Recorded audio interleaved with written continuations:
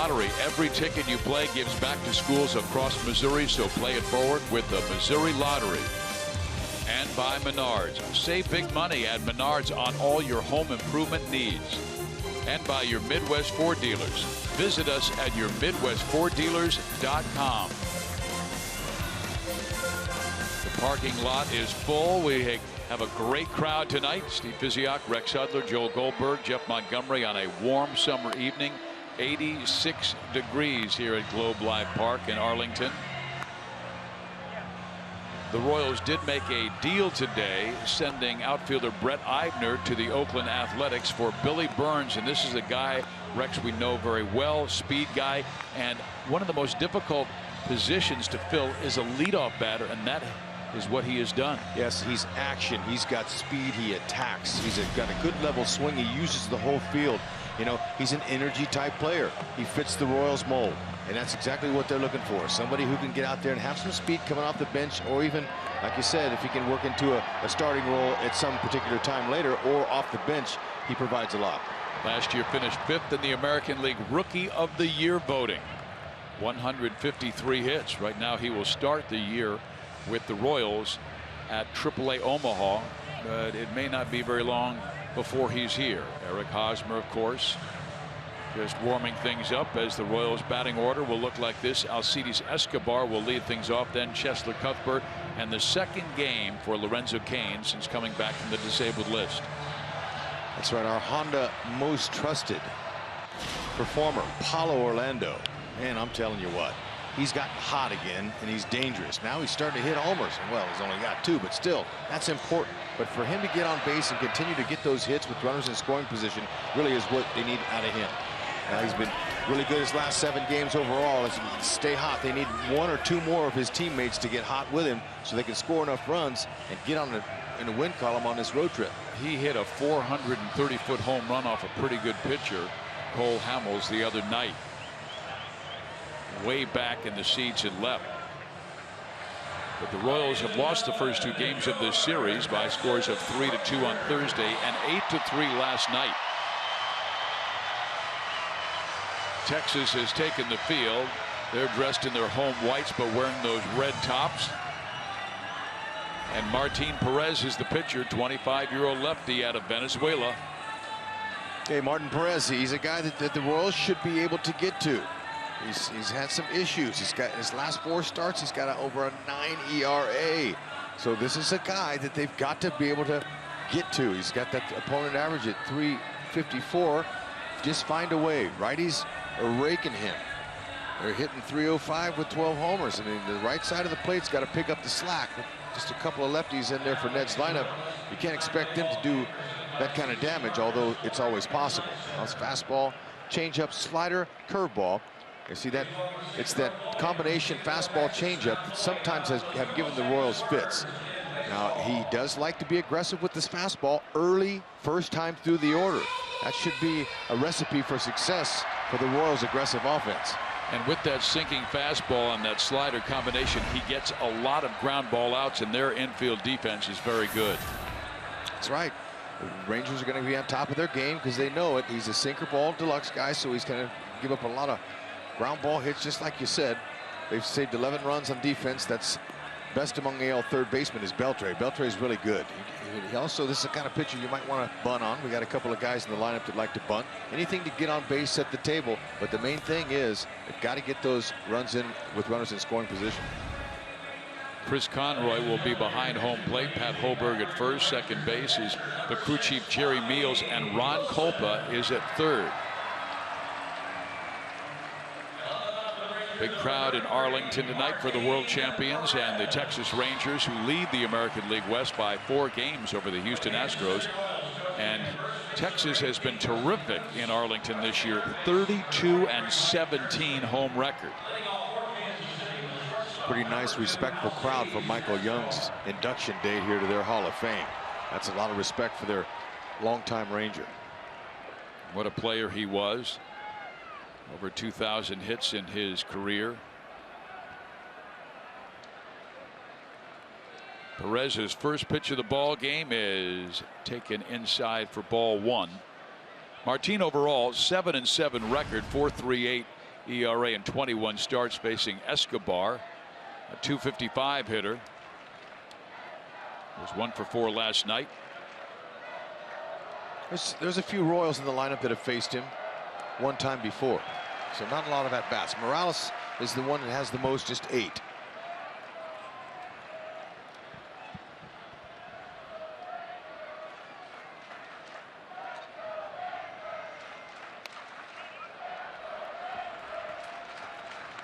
Martine's last start did not go well. A no decision in Monday's 7-6 win over Oakland.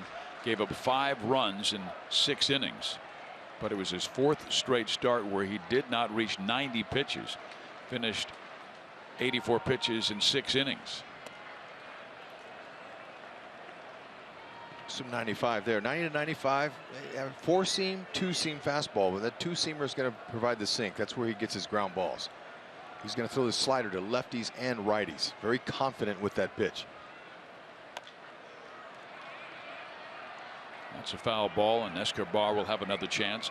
Yeah, I asked Dale Swaim which left-hander has the best sinking fastball in the American League that he has seen this year, and he said, well, really, Dallas Keuchel of Houston, but the last time we faced him, he didn't throw it that much, and that's why we got to him. But Perez has a good sinker. Well, since the All-Star break, the Royals have faced 5 left-handers, and they're 0-5. They were hitting .288. Now they've dropped their average to .277 against southpaws. They've got to find a way to get back on that beam. And for Escobar, good to lay off some of those pitches, because they all know he's an aggressive swinger, and they're not going to give him pitches over the middle. 3-2, they might come to him here. Perez, not much of a strikeout pitcher, only 58 this year in over 125 innings. 52 walks. Yeah, there's a heads up for that. Ball 4. Belte, bare hands, flips. Ooh, that got away. Well, it got Escobar. And it sure did. Esky will be safe. Boy, the Royals don't need another injury. They have suffered so many this year. And this week, 2 relief pitchers. Looks like he's holding his right hand or his left hand somewhere in that area. Let's check it out and see. Escobar, when he left the batter's box, he knew he had a chance, and it's his right hand. Might have hit them both. Got to look like it got him on his thumb. He's going to be all right. He's a tough guy. They gave Escobar an infield hit. Now Cheslor Cuthbert. 85th infield hit by the Royals this year. That's 5th in the American League. Good speed. Hopefully it starts a rally. Cuthbert has been the Royals' best offensive weapon in the month of July. .341 average.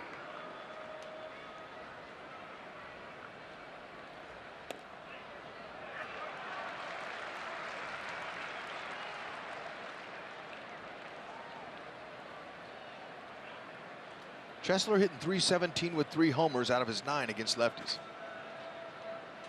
You hit over 300, you're going good.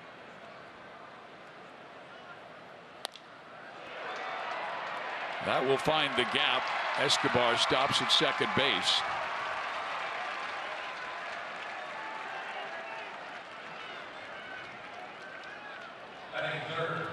Well, our Academy leaderboard shows you that the Royals have the right guy coming up against a left-hander. That is Lorenzo Cain, hitting .397 against lefties this year.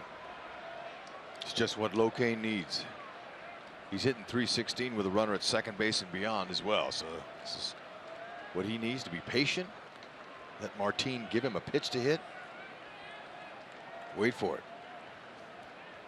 Yeah, just see that sinker up, because he has induced more double plays than anybody in the major leagues. 25 double plays induced by Martin Perez. So if the Royals knew that coming in, don't try to pull him. Think opposite field. Keep you from rolling your hands over. And when he's going to be throwing the sliders and those sinkers down and in to righties, you have to use that bottom hand and force that ball to the opposite field. It keeps you away from grounding them out. Rangers defense has turned a major league high 130 double plays. They have a lot of pitchers who do have that two-seam fastball, both in the rotation and in the pen. That's trouble. And bobbled, so they'll only get the one. That'll help.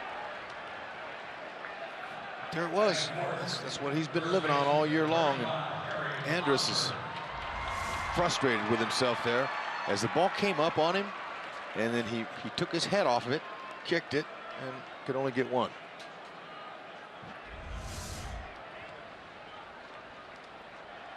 Boy, how embarrassing that was for him in the playoffs last year against Toronto when he made 3 straight errors in one inning. One inning. I've never seen that before, especially in a postseason game. And I didn't have a chance to talk to Andrus. I might go by there and talk to him tomorrow about that. I mean, that's a sensitive subject. Sure, he feels bad and everything, but I wonder, how he's recovered since then. Well, he's played good defense this year, and he's always been one of the best defensive shortstops in the game. So that's why it was so surprising to see Andrus do that. They would lose to the Blue Jays, and of course, Kansas City would knock off Toronto in the American League Championship Series. Hosmer 1 for 8 in the series, but that one hit, a home run.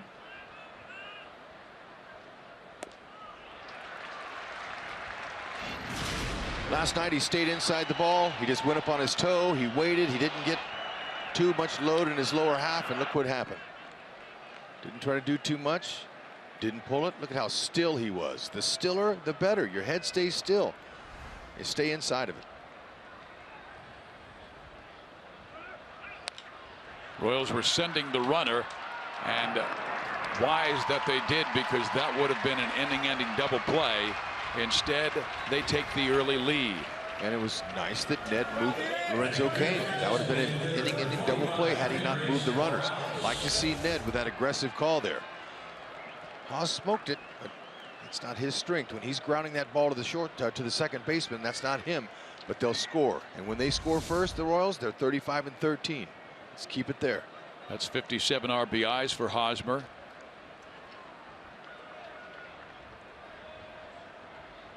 Now Cain in scoring position.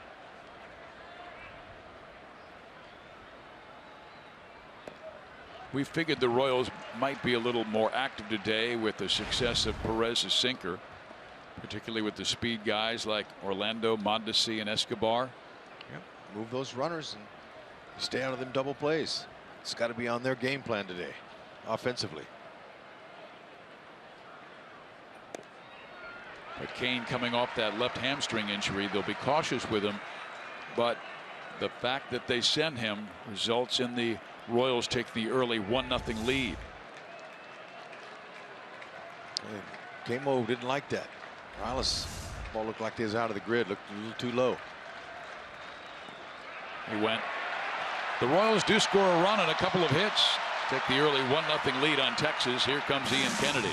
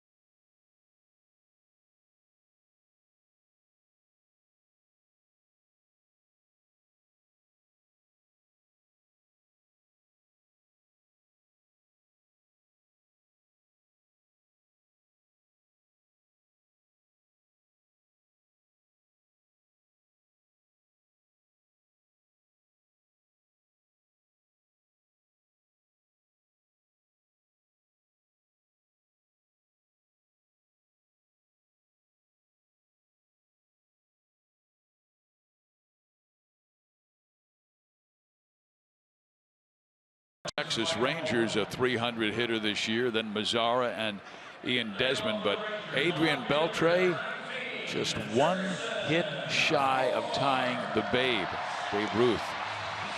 Well, show that story later in the game. Yeah, as good a hitter as he is, you're more likely going to see that. Now we hope we don't see it the next day or two, but he covers the dish for the best of them. How about the four-seam fastballs? Ian says he does not throw a two-seamer, but sometimes he gets late life with the way the ball comes out of his hand with a little more whip action. I like the way he's convicted with that pitch. He says, you know what, that's my pitch, I'm going to stay with it. But it sometimes can get him in trouble, but just he's really good when he's on. He's using that whole quadrant in the strike zone right there. He's staying all around it, but stay out of the middle. 89 of the 117 strikeouts on that four-seam fastball. And as you know, this is a very good fastball hitting team. It belted 136 home runs this year, fourth most in the American League.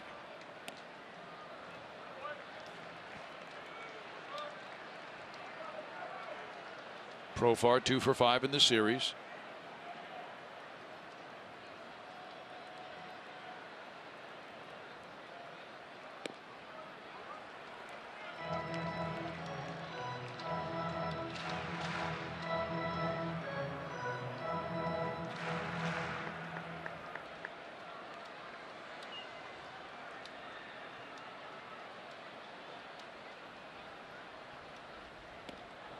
Three balls and one strike. Right, that inside pitch, whether it's a fastball or not, that's good. He's moving their feet. They can't get too comfortable in there. That fastball, he's throwing it a majority of the time. Changeup, curve, and slider are his complementary pitches. When you're hitting 201 off the heater, that's good because most major league hitters, they're hitting that pitch. A foul ball will make it 3-2.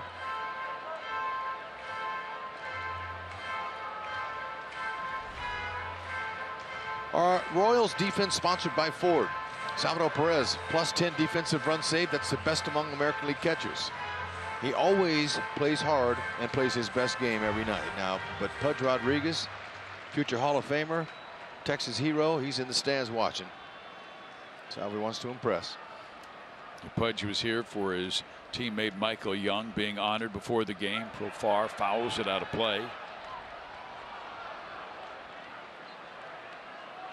Texas has always been known as a team that really goes out and works that Latin American market, finding shortstops. They brought up Profar, Odor, acquired Andrus. There's a ground ball to second, and Raul Mondesi will throw out Jurickson.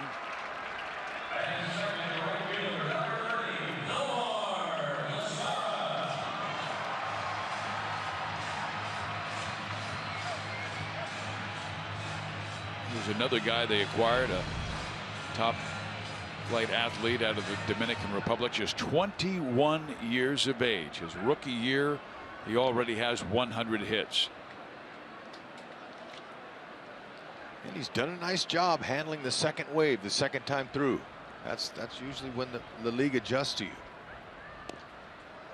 But he's able to control those long arms and legs, and he's able to sink his swing in there and stay inside the ball and use the whole field, although he likes to pull the homers. I didn't want to use that word. Good curveball, 0-2. And Rex, you were talking about the league making the adjustments. The young man that the Royals acquired today, Billy Burns from the Oakland A's, he was a great first ball fastball hitter last year and hit .294, and all of a sudden the league made an adjustment. They didn't throw him that fastball early in the count this year, and now he'll have to adjust back. Ground ball, backhanded by Escobar. Quick toss. Wow, Got that was him. beautiful. What a play. The last minute, that ball kicked even further in the hole. Escobar had to reach even further out for it. I didn't think he was going to be able to get Mazzara. See how he had to adjust that last minute? That took a bad hop on him. Adjust, gets the grip on the ball, and beat him.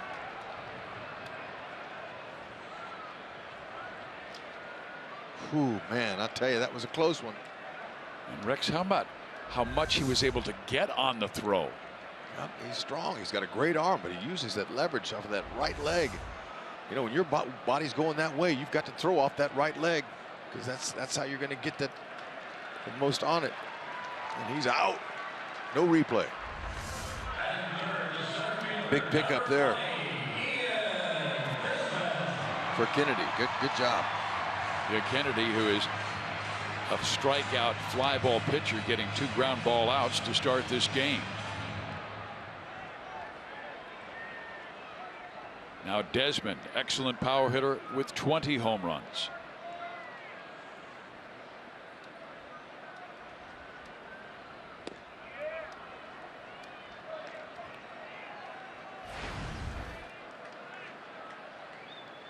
Great first year with Texas after coming over from the Washington Nationals, signing a 1-year deal with the Rangers. I don't think they're in first place without him. Nope. They need that production.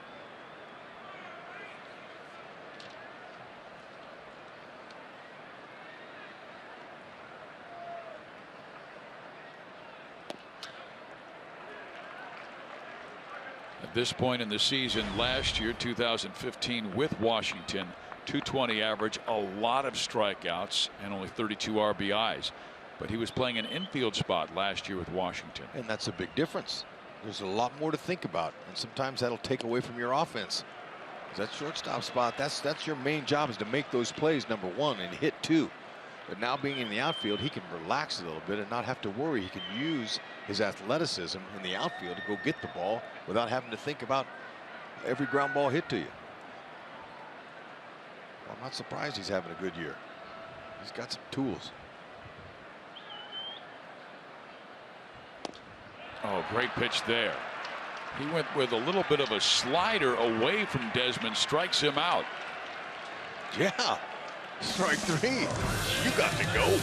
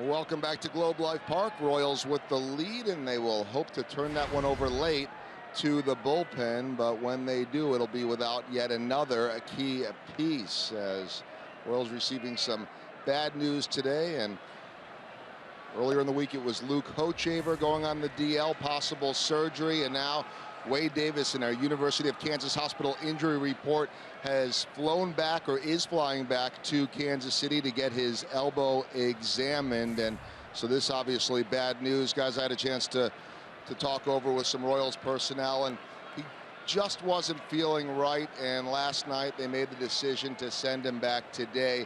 He had been on the DL with that forearm strain. This is nothing new. It's not new pain or more pain, I'm told. It's just more of what he had had before in that same spot on the forearm. So they're going to get the elbow checked out. Obviously, this could be bad news. The Royals are hoping that it is just a scare and everything will be okay. But as of right now, without Luke Hochevar and Wade Davis for the short term, if not the long term.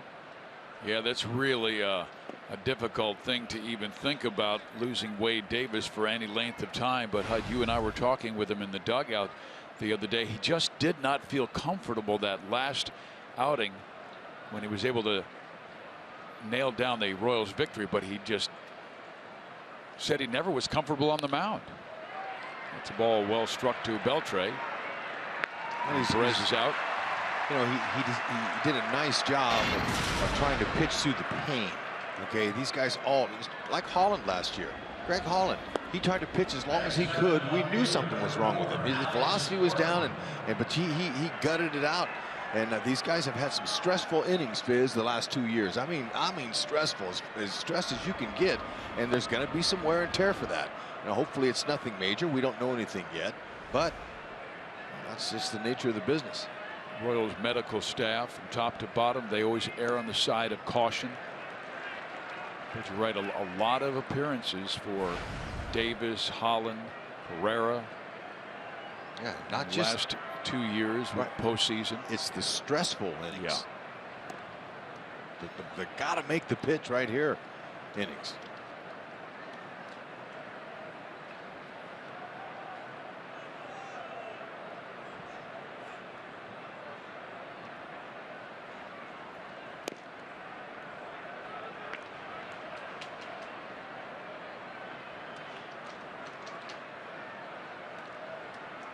Alex scored 1 for 7 in this series, but on the outs, boy, he has struck the ball sharply.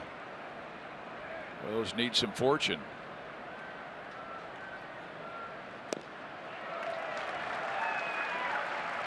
Perez very tough against lefties. Lefties only batting .165 against him. And since the All-Star break, as Rex told you, Kansas City only hitting .229 versus southpaws. Slider. Going to use a slider against lefties and righties. Tough chance.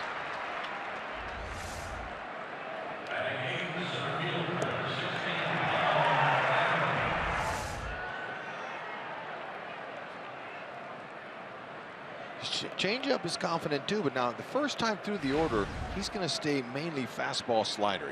More fastballs. He's very aggressive with that. Now, when he goes to his changeup second and third time, he's confident, and he'll use it to both hitters, righties and lefties. And you figured he'd go with a breaking ball to Paulo Orlando after Orlando went after the first pitch from Cole Hamels and hit it out. It's like Griffin, A.J. Griffin last night. He'll throw that first pitch curveball to him. Bobby Wilson behind the plate tonight.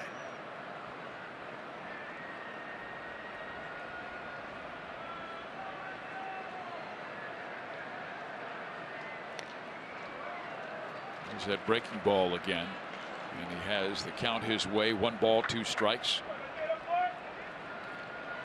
He has that nice compact arm action, a little like Johan Santana. Doesn't have Santana's changeup, but not many did.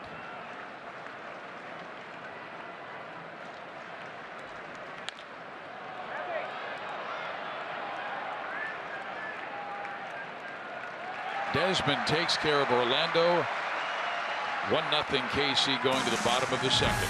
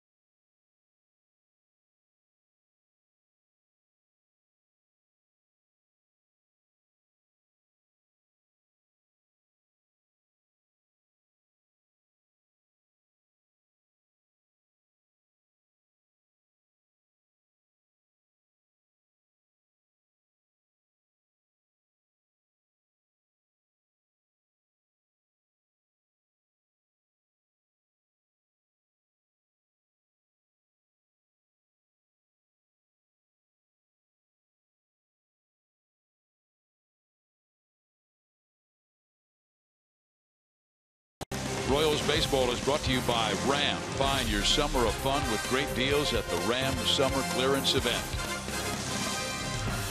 We come to you in Arlington, Texas. There's Ian Kennedy. Tonight was the first time Ian had a clean 1-2-3 inning, HUD, in his last 12 starts. Ooh, man. Well, I'm glad.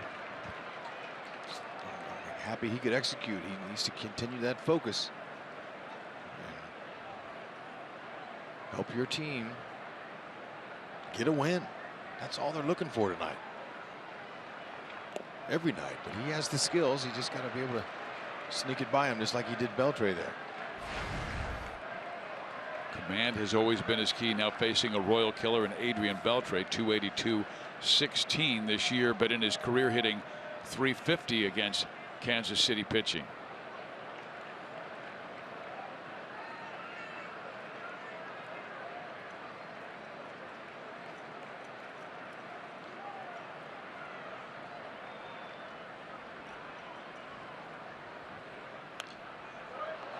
We were alluding to Beltre and the Babe earlier, and as we take a look at our Toyota League leaders, there is Adrian needing one more hit to tie Babe for 43rd all time. How cool is that? Just as famous as Babe Ruth is, to be able to catch him. I think that ball comes down, he's out. Alex Gordon. It is the first out of the second inning. And as you said in our open, HUD, make sure this is a good pitch first time to Odor, because he loves that first pitch fastball. He likes to ambush first two pitches.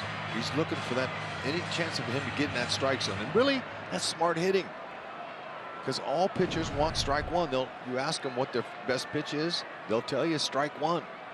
Look at those numbers. 9 for 18, and 3 of the 4 home runs have come in the last 2 games. Shows bunt that brought Cuthbert in as quickly as possible, but Chesler had played him cheating and towards the right field side. So he hooked him first pitch. Good job. This is a guy too you want to pitch inside to, who's been awfully comfortable. Make him uncomfortable. Little high 2-0. You don't have to hit him. He's got an elbow pad on.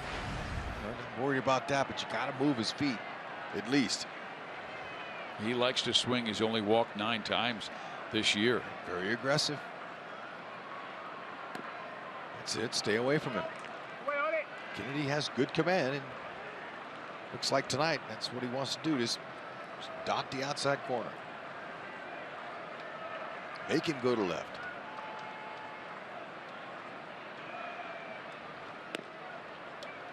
Beautifully located inside corner, right on the black.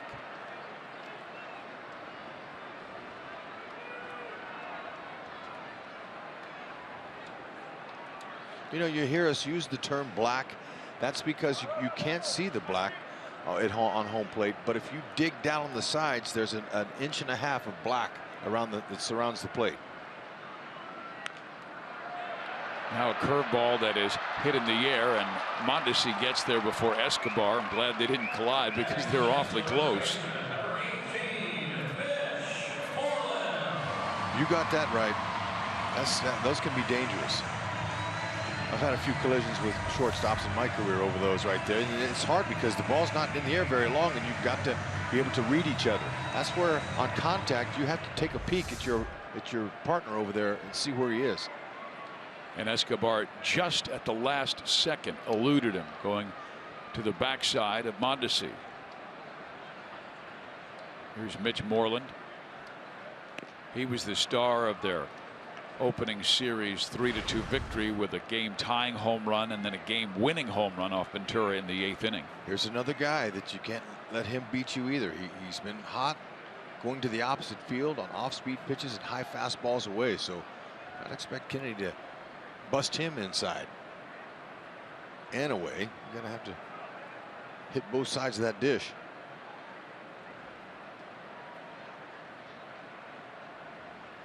There it is. That's a good spot there. Stay right there. He can't reach that.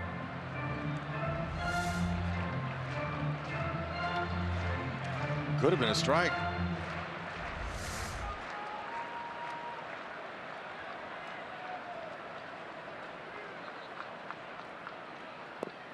Orioles really gotten hot the last few games. 6 for his last 11, with 3 of those hits home runs.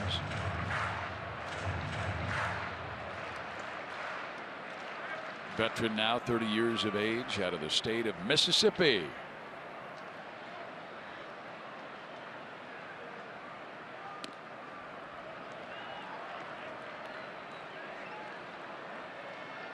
If you look at Kennedy's splits, right-handers versus lefties, those aren't too bad, except the power numbers. He'd like those to be lessened, obviously, but overall, that's a .236 average, opponent's average, and that's not very high. I mean, that's a good average against these guys. But just got to be selective here. Don't throw him a cookie. Pitch around him.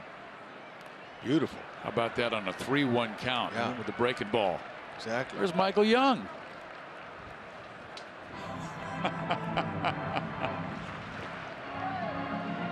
He's over in the Texas Rangers booth, and he was knocking on the window to say hello to us.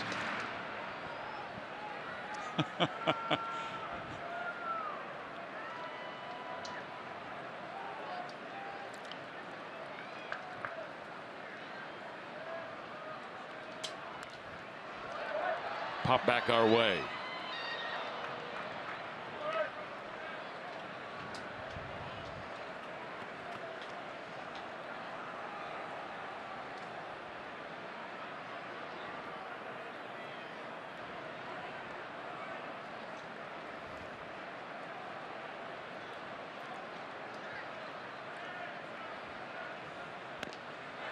Great pitch by Ian Kennedy.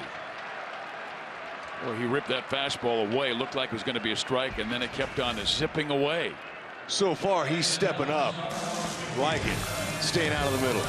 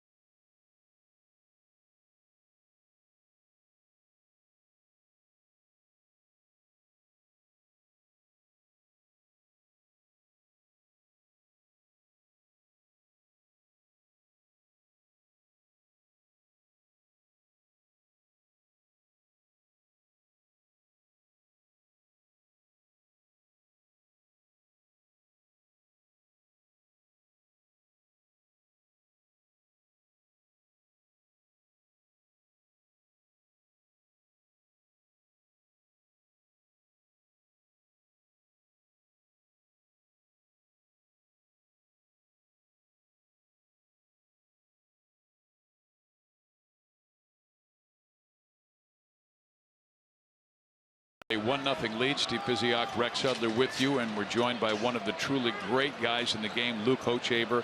Unfortunately on the disabled list and may have the thoracic outlet syndrome. You're going to get another review from a doctor on Monday, but Luke, you handled it so well in 2014 after the Tommy John surgery cost you that season. How do you look at this injury this year? You know, it's really tough to you know, it's something that's not easy to deal with, you know, as you're going through this and sitting back and you know, watching your teammates take the field. You know, it's a really tough situation. It's a tough spot to be in, but you know, then again, you just got to try to be the best teammate you can be and support the guys and continue to go out and, you know, be there for them as much as you can, since, you know, you really can't do much on the field. Coach, that's impressive that you're thinking about others and your teammates beside yourself. So the pity party doesn't last long if you're going to be a team guy, right? Right. Yeah. Yeah. You get over your pout session as quick as you can, and get back to doing whatever you can to help the team. And you know, your teammates, they know what's going on. You know, I used to go back home to my family, and I would vent to my family and cry and whatever. But when I got to the ballpark, I didn't want anybody seeing me moping. Yeah, it's you know, it's kind of a sensitive thing. You know, you don't want to bring that a bad vibe into the clubhouse just because you're hurt or you're going through an injury or whatever it is. When you get to the clubhouse, you want to be upbeat and you know, bring a good vibe, bring a good energy to the ballpark, and so you know, that can be tough at times, but you know, just like you said, Hud, you know, you vent at home and you leave that stuff at home, and you try to bring the best that you can to the park. What's the next step? We're going to head to St. Louis, meet with Dr. Thompson on Monday, and get an evaluation from him, and then go from there. Well, Hoch, I wanted to ask you about 2014 because you handled that season with such grace at the beginning of the year. When you first found out that you needed the Tommy John surgery, you said, I'm going to be the best teammate. I want to be there at the end of the year in that pylon. And you were, and you said, even though I didn't pitch, it was my favorite season, obviously, until last year. Yeah, absolutely. You know, that's something that you don't want to have happen really any time in your career. But coming into that season, knowing that we were primed up, ready to win, and we had a good ball club, and you know, guys had the right mindset. You know, you just felt that we were going to go out and do something special, and so I wanted to be a part of it, whether I was hurt or healthy. So you know, it was a great year, regardless. Coach, you were a part of it. You're a world champion pitcher, and for you to get that win in Game 5 of the World Series after watching your team perform the year before has to be one of your all-time greatest memories now of this ball club in your career. Oh, absolutely. That is the greatest memory of my career, of this team, of this organization. You know, it's very obviously very special to me.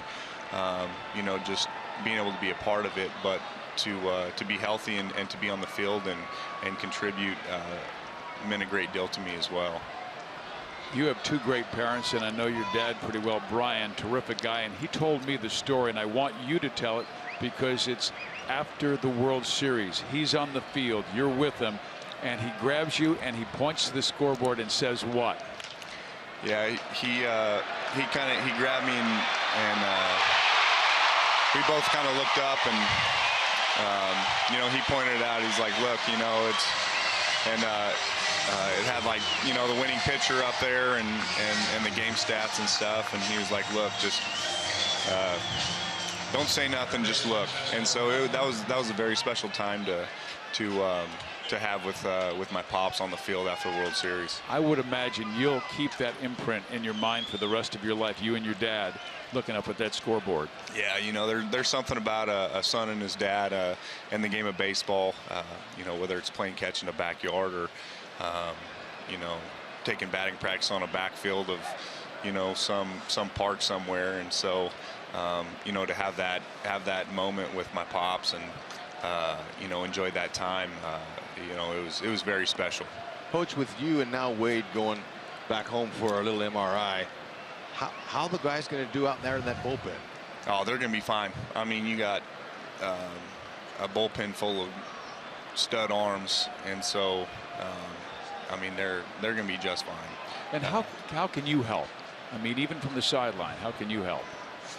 Well, I mean, it's, you know, it's tough, you know, outside of, you know, just support and, you know, maybe offering up some things that you know about a hitter or a situation or whatever to some younger guys. But you know, those guys out there have been doing it a long time, most of them, and you know, even like Flynn and Pounders, those two guys, they have great stuff, and they compete very hard, and so they'll all be just fine. Well, here's an example. Danny Duffy told me that going to the bullpen And not only working in the pen, but talking to Luke Hochevar and Wade Davis helped him immeasurably. How did you help Danny this year? I mean, Danny's got great stuff. You know, I don't know how much we really helped him. You know, he's a great competitor. He has unbelievable stuff, and you know, he has an idea of what he's doing out there. You know, when we sit out in the bullpen, we you know, we just talk baseball, talk pitch selection, situations, hitters, and you know, approaches. And so you know, that's just kind of stuff that we do as we sit out there to kind of sharpen each other. Coach, he was a starter, bullpen, back to starter. Do you envision yourself staying in the pen, or would you like to start again someday? Yeah, I mean, I love doing them both. You know, it really at this point it comes down to, you know, whatever the team needs me to do. You know, there's a lot of things that I liked about starting. I liked the preparation. I liked you know, sitting down, getting a game plan, and going over hitters. You know, and then out of the bullpen, I like the adrenaline. I like you know, coming out of the gates and just letting her eat for an inning or so. So I mean, there's things that I like and enjoy about both roles. But like I said, it just comes down to the team need. Yeah, Ned Yost said he liked you in that fireman role, and I don't know how many times you came in with a runner on base this year, particularly early before your arm started barking at you a little bit, where you seem to be very comfortable in those roles. I like those situations. I like having the game pivot on me, or coming in a tight spot, you know, and that's when competing's fun for me, is you know, when the game's on the line or the go-ahead run is on base. You know, that's what I enjoy. Those tight, sticky spots are fun to me. Well, right now it's Lorenzo Cain up with 2 out. Coach, time for Locaine to pop one out of here for us. No doubt about it. But they got to see him up. These lefties have been burying that ball in the dirt. Hoach, it gets frustrating. Share a little bit quickly. There are 2 outs, but you know, when the offense isn't going good, pitchers don't sit around and bag the offense. And when the pitching's not going good, hitters don't bag the pitchers. Talk about that, how important that is to stay on the same page. Yeah, that's very important. You never want that to happen. That'll split a clubhouse faster than anything. And you know, that's one thing that this team does very well is pick each other up. If there's one side scuffling, the other side usually picks up. If you know, and vice versa. And so that's a quality that this club possesses for sure. Coach, your quality. Thanks so much for being with us today. Thank you, guys. You're a class act, and as we go to commercial break, we're going to show you some of the great Luke Hochevar moments from the World Series. He was the winning pitcher in Game 5, the clincher.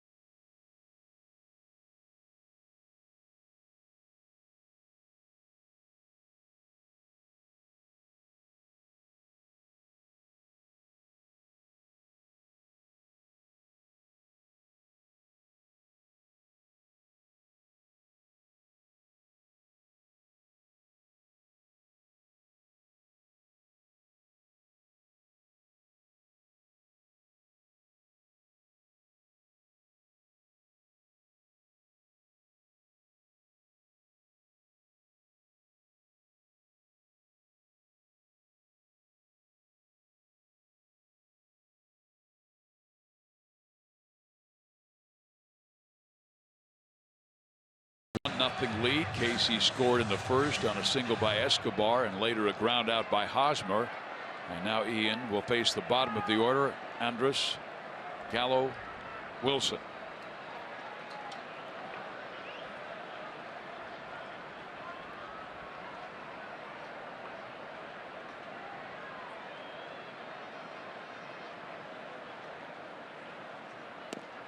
Strike one.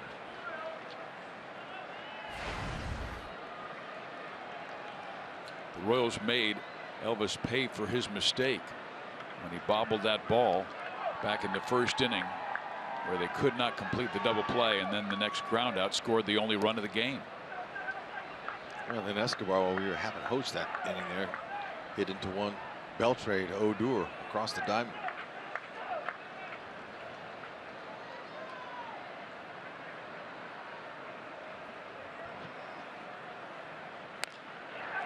Down the right field line. Kane has trouble in the corner, and Elvis will make it to third base.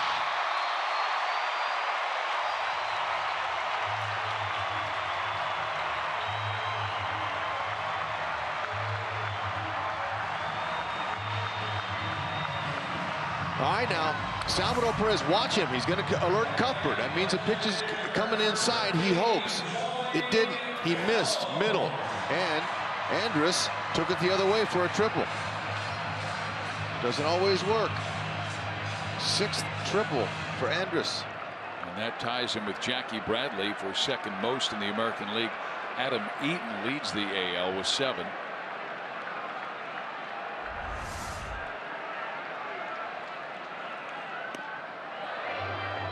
Now Joey Gallo,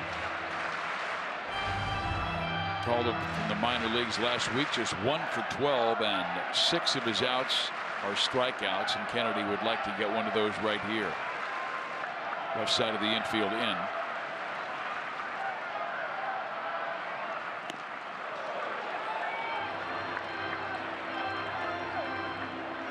He can get out of this. Just the bottom third of the Rangers' order. If he executes his pitches like he can, he should be able to get through them. It's a tough situation. Nobody out. 1-2. But he's telling himself, I can get out of this by executing. Location. He's really pitched the left-handers tough inside.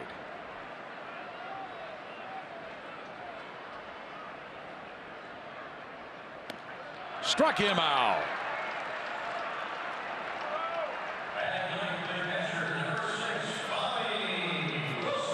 Fans, don't miss the opportunity to bring your company, school, sports team, or other group out to the K this year. Royals group tickets are available with discounted rates, starting with the purchase of 20 or more tickets. Please contact the Royals Group Sales Department at 816-504-4040, option 4, or email groupsales@royals.com for more information. That's what his lovely wife knitted for him. And he had to wear it. Hey, knitting is popular here in Texas. Bobby Wilson now the batter. Bobby just a 151 average his last 26 games. He was acquired from Detroit late in spring training. Texas suffered some injuries to their catchers. Bobby, a veteran, been with several ball clubs. Started his career with the Angels. He's wanting to look up with that infield in, but maybe he'll hit right at somebody on the ground. And I got a base hit. And Andres scores to tie the game. Well, came in on him, jammed him, but he's strong enough to lift it out over, and he can add to his .417 average with runners in scoring position. That's a good mark. That ball's way in off the plate. Nothing wrong with Kennedy. See, Kennedy said, how'd you do that? And he's going good. Plus, he's able to keep his bat intact to see another pitch.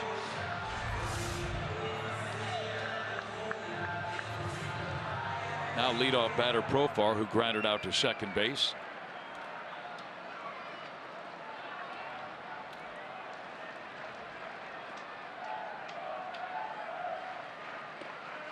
Right down the middle. That's just skillful hit right there. That's anything Kennedy did wrong. Now the pitch to Andrus was out over the middle of the plate. And he directed it to a spot where nobody was. That's the whole key to hitting. Hitting where they aim.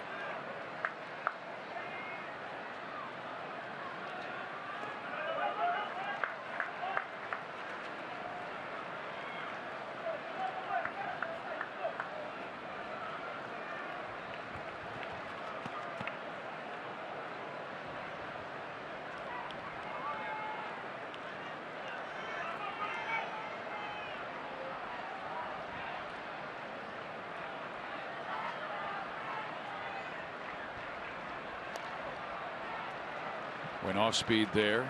Now a 1-2 count.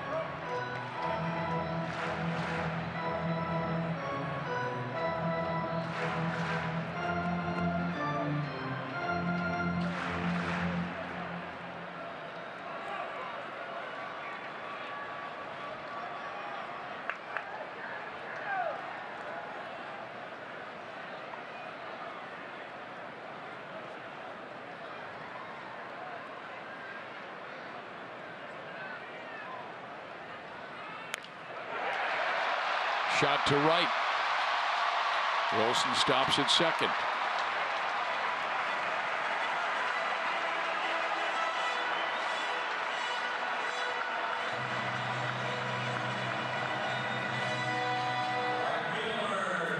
Just a reminder, as you enjoy a cold one, look forward to Miller Time later in tonight's game, brought to you by Miller Lite. Dave Island, pitching coach. He has seen so many injuries to his club this year. A lot of the starters, guys like Chris Young, have been on the DL, and Chris Medlin hopes to get Mike Minor back to a rehab assignment in the minor leagues. And of course, losing Hochevar earlier this week for the season. Wade Davis going back to Kansas City to have his right elbow checked with an MRI.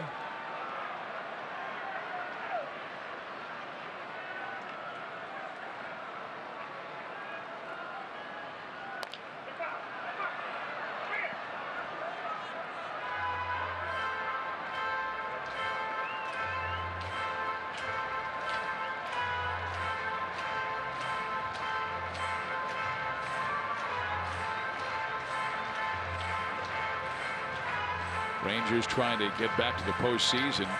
For the longest time, they were really at the bottom of the barrel in the American League. In 1996, after 24 years of futility, the Rangers made the playoffs for the first time and then won 3 West titles in 4 years. And they went down a bit, came back, and they went to the World Series. And they made up a couple of games in the American League West over Houston in the last couple of games, beating the Royals. That's going to be a dogfight between those 3 teams there. A lot of games left.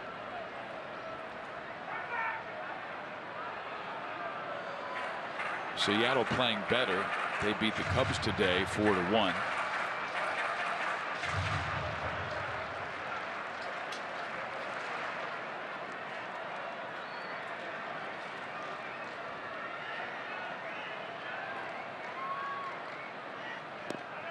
Beautiful strike.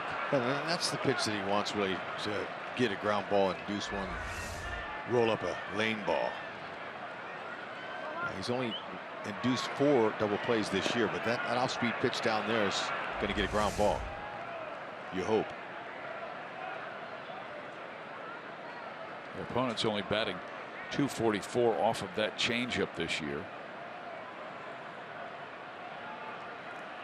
Went back there, but Mazzara did not bite, was able to check his swing in time.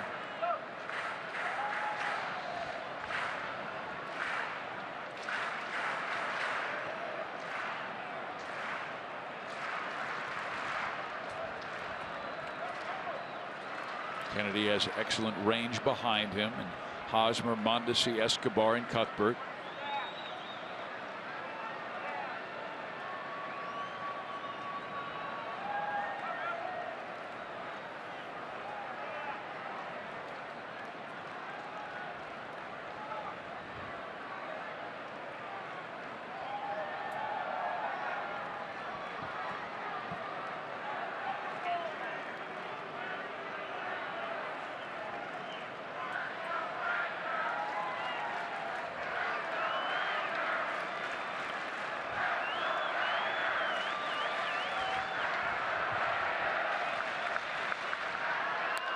Beautiful.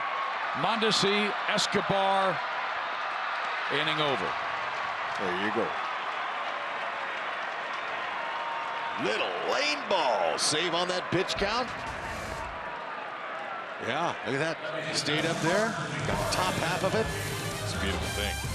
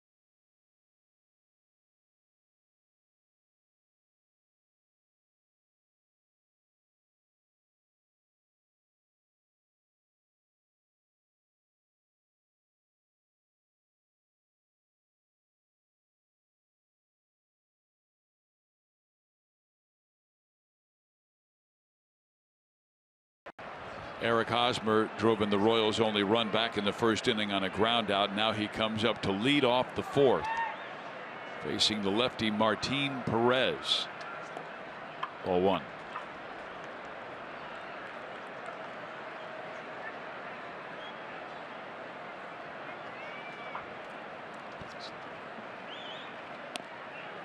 And there is a strike on the inside corner with that 91-mile-an-hour sinker.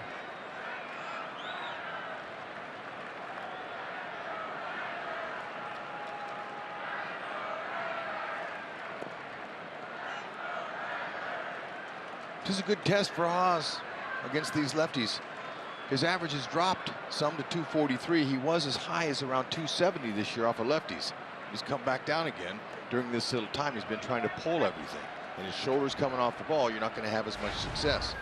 Rex, you also brought up an interesting point at the top of the game when you said Martin Perez has walked 52 batters this year. Should this aggressive team be more patient? That's right. Look him up, and if it's not up and you don't see the ball out of his release point around your eye height or head height, just let it go. 3-2. Got to find a way to generate runs, and you need guys on base. He's got a whip over 1.7. He's allowing base runners, is Martin. Our offense, they're much better than they've been showing. They're making every pitcher they're seeing look like Cy Young, and they're not. Here's ball four, and a leadoff man is on. Let's go to Joel.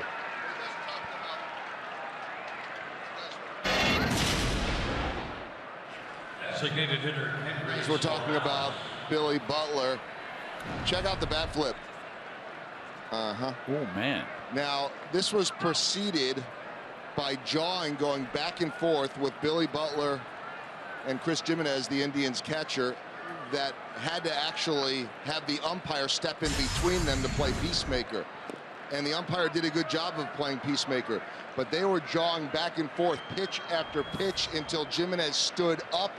Umpire got in between them, and then this is what followed with the emphatic bat flip. And I just watched the next at bat or plate appearance that came. No retribution for any of that. Josh Tomlin walked him. It's getting close to the dog days and the heat. Guys are getting a little bit Look angry. at this. Yeah. It's a nice swing by Billy, by the It way. sure was. That is compact, and that ball was raked.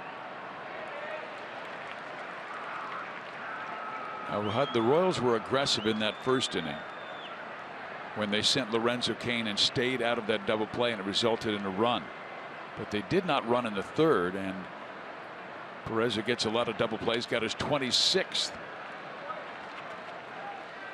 Yeah, and you know, Morales, he's grounded into a team high 13 double plays. This is not a guy you'd hit and run with, though. No. But would you straight steal Hosmer? Well, it all depends on, you know, does the pitcher have strikeout ability? Does Morales strike out a lot? You know, because with nobody out, you got to make sure that you're not going to take yourself out of a potential big inning.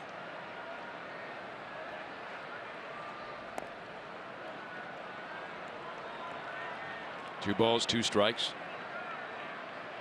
Morales, they're playing him to pull. Obviously, they've got those three guys on that side of the field over there. But if Morales can see him up and get something up, he can hit it over all of them. To short, a 6 and a 4 and a 3 double play. There you go. 27th double play turned behind Martin Perez this year. Vote for the Royals Player of the Month at one of the 7 Rally House locations in the Kansas City metro area. All participants will be entered to win a majestic prize pack. Salvador Perez, who missed the opening game here because of flu-like symptoms, came back last night, had a base hit. Royals lost 8-3. Whenever you try to pull a ball, and it's not a pitch that you should pull, this is what happens. Watch where this pitch is. That's up and away on the outer half of the plate. If Morales is thinking that way, he drives that in the seats to right center. You got to get pull out of your head with this guy. Salvi looking down that left field side because there's a line drive that went into the box seats. I hope everybody's all right.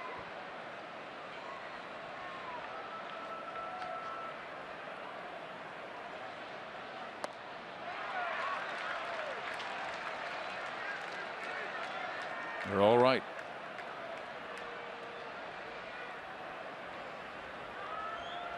He get knocked off top of his head. Watch again. And another one going his direction. Watch your lips down there.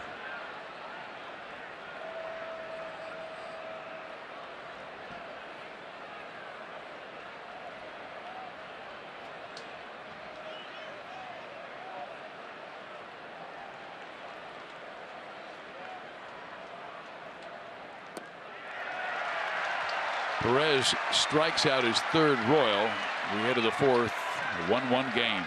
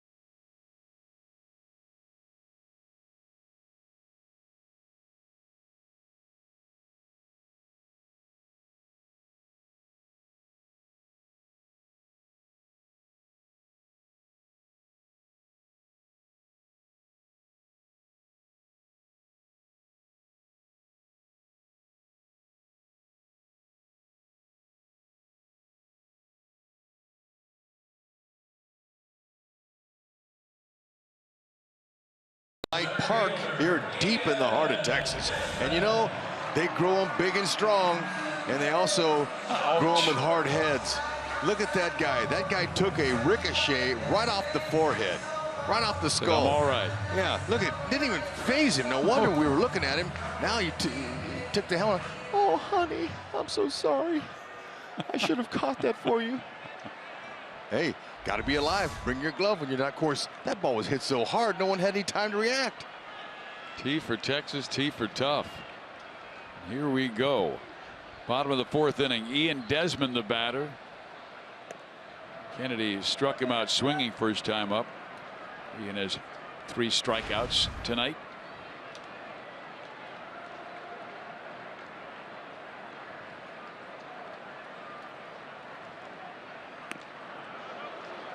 And he has been working Desmond up, and these two met each other a bit when, of course, Kennedy was with Arizona and also San Diego, and Desmond with the Washington Nationals.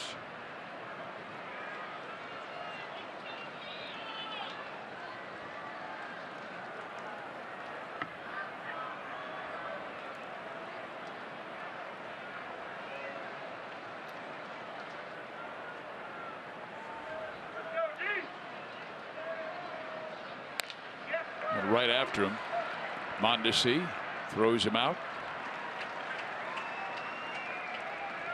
Here's our greater coverage of baseball brought to you by T-Mobile. Toronto moves into first place for the first time since April 4th with a 9-1 victory over the Baltimore Orioles and Mark Melancon. How about that? Acquired by the Nationals. Washington was looking for a closer. Papelbon has not pitched well in the second half. Led the National League in saves last year with 51. But because the Pirates are 9.5 games back, and they must figure that they can't catch the Cubs. Well, the Royals, when Washington was in at the K earlier this season, they had a walk-off off of Papelbon, and I knew then that if the Washington Nationals were going to get there at the end, they were going to have a younger, stronger closer. They waited a few months, but they got one now. Ooh, look at that curve. Melancon, he's a good stuff closer. Speaking of stuff, that's a beautiful breaking ball. See where that ended up? Down in the lower half of the zone. That's exactly where you want to finish that pitch. Off speed, hit up the middle. Mondesi backhands, and that's 2 out. Royals fans experience a night of the undead at Kauffman Stadium on August 19th when the Royals take on the Twins for Zombie Night. Come dressed in your best family-friendly zombie attire and makeup, or wait to get your face painted at the K. Those who purchase the theme ticket package will receive a one-of-a-kind Zone Zombie figurine. Get your tickets now at royals.com/theme tickets and be a zombie. I don't know what the attraction of zombies. Well, it worked last year. It was popular. No, I know it's popular. I don't understand the attraction of people in wanting to be zombies or go watch zombie movies. Because we're all different. Yes, we are. Key is that we all love each other and try to get along. That is the theme of our director, Steve Kurtenbach. Everybody love everybody. And he is the captain of the ship. But right now, Kennedy, I'm pretty pleased, and I'm sure Dave Island is, with how he's executing his pitches. That one fastball over the middle that Andrus hit the triple on was really the only mistake he's made. And still, you got to credit the offense whenever that happens. Yeah, Bobby Wilson, the ball that he got the base hit on, that was almost a jam shot. You've got to credit Wilson on that one. Exactly. That ball was running in. That's 6 inches off the plate. Odor, tough out. Got him to hit a soft flare up the middle. Mondesi almost collided with Escobar, but Raul did make the catch. With the frustration at a high level right now for the players and some fans, I was glad that Hoch talked about how those guys don't all get together and bag the offense for not scoring them many runs. To Mondesi. The other way around. These guys still staying together. They're riding through this little storm. They'll come out of it. Good job by Ian. 1 run in 4 innings.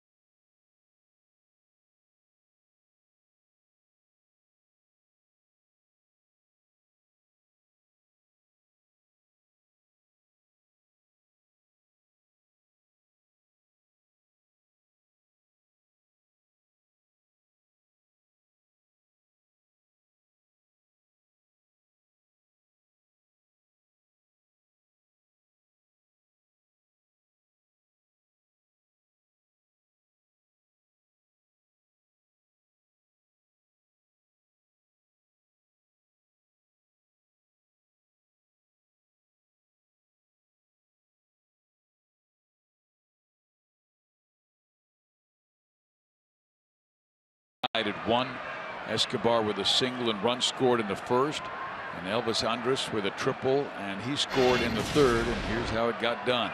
Hosmer's ground out scored Escobar. 3rd inning, Bobby Wilson got jammed and was able to float one into left field, scoring Elvis. That tied it up. Now we go to the 5th.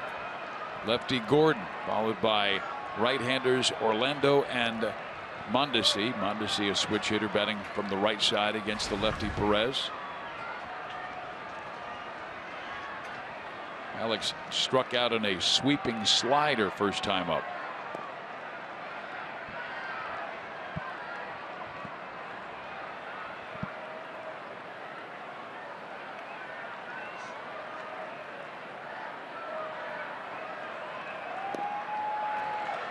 Another breaking ball. Advantage Perez, 1-2.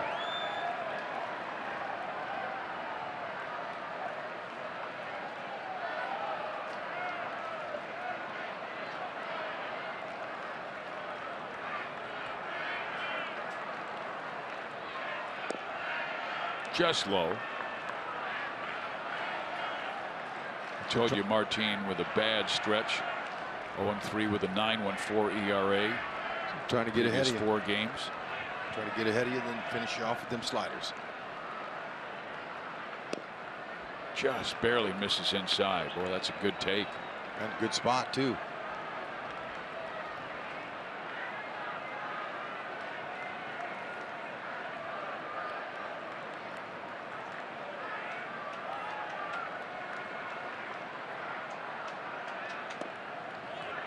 And the lead-off walk.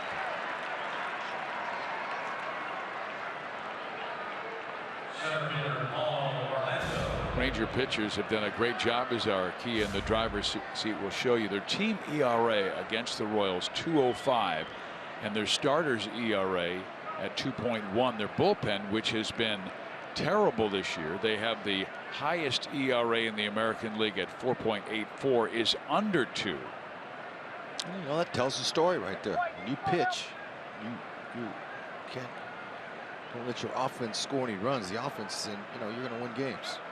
They got some good power, good pop. Although looking to bunt in the first pitch.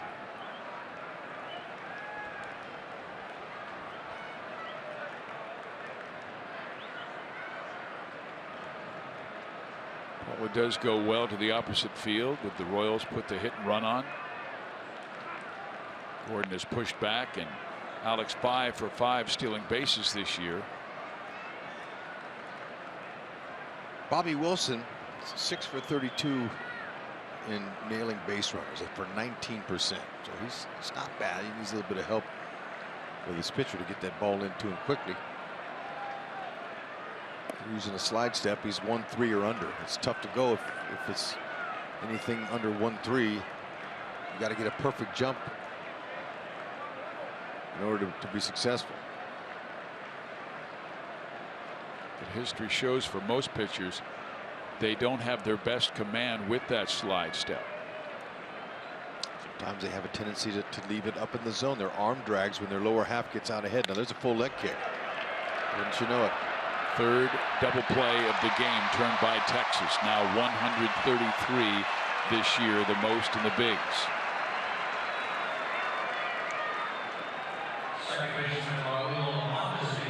It's hard not to go up there wanting to pull the ball. I mean, that's a difficult equation for a hitter. You want to juice it. Okay, most guys' power is there. Now that's in the middle of the plate. And Paulo knew right away that his hands rolled over. And that's going to be another lane ball. That just keeps him in the game longer. Pitch count, that's 3 now. And 28 this year. Most in the major leagues. And here is Raul Mondesi, who singled to left field, but then he was erased in a 5-4-3 double play. And he swings at the first pitch and pops it up. Shallow right center. Mazzara makes the catch. That does it for Kansas City. 1-1 our score. Going to the bottom of the 5th.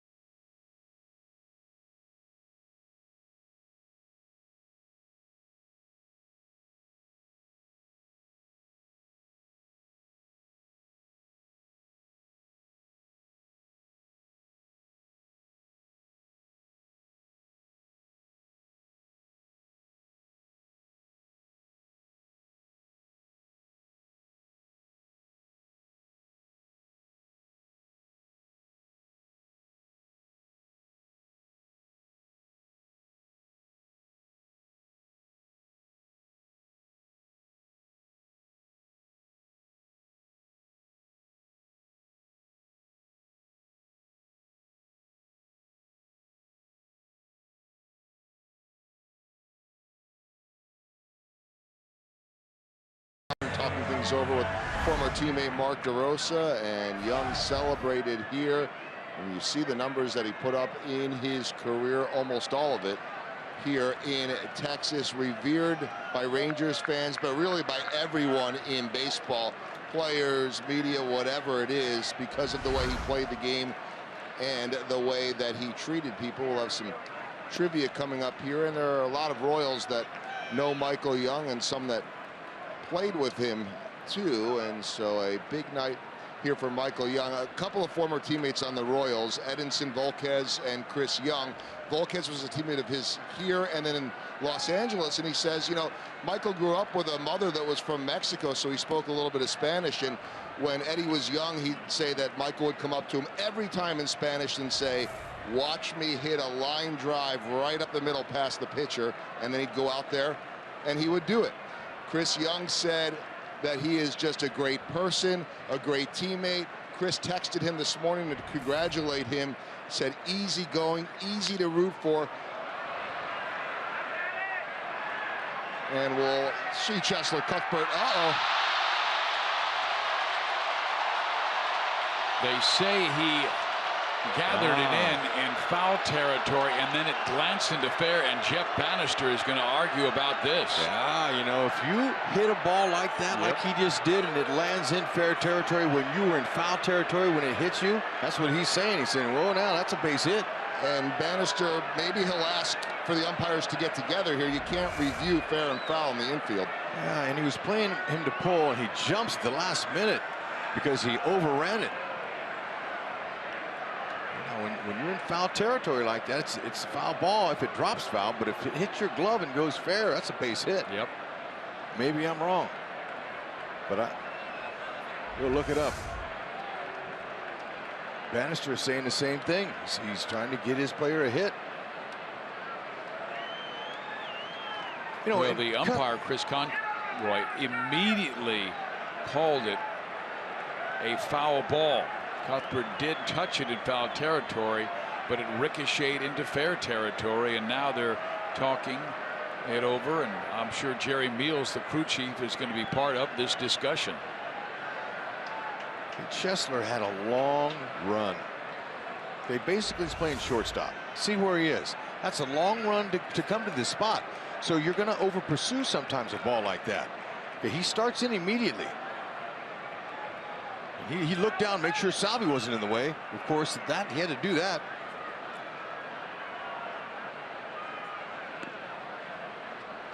And then it landed fair. Yeah, they've made the right decision. Moreland will reach on the air. Ned Yost will complain because he say, what was that all about? You made the call. Why would you reverse it when it's the home plate umpire's ruling? But they got it right. If they gave him an error on that play, you know, that's a tough error. It is a tough error. Okay, he had to run a long way for it. You can't assume he's going to catch a pop-up midway down the third base line from shortstop. Well, there are errors you should make, and this is a tough error. I'm wanting to hit. If I'm a hitter, I want to hit. Oh, because you smoked the ball? No, because look, that's a hit.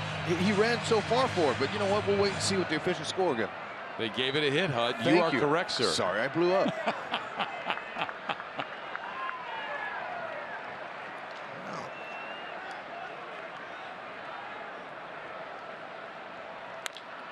Andres to center field. Right there is Paulo Orlando, and back to first Moreland. Okay, look where Chesler is, basically playing shortstop. Okay, look at this run. He's full out on the run. Has to look down because he crashed into Salvi earlier this year. That last minute look down hurt him. He wasn't sure exactly where he was, and that's a difficult play. There's no way you can give him an error on that. Mike Swanson have to keep me out of that official scores room if they'd left that in there. He ain't the only one. Pass ball swung on and missed. He was able to strike out Gallo his last time up. Joey now with 7 strikeouts in just 13 major league at bats this year.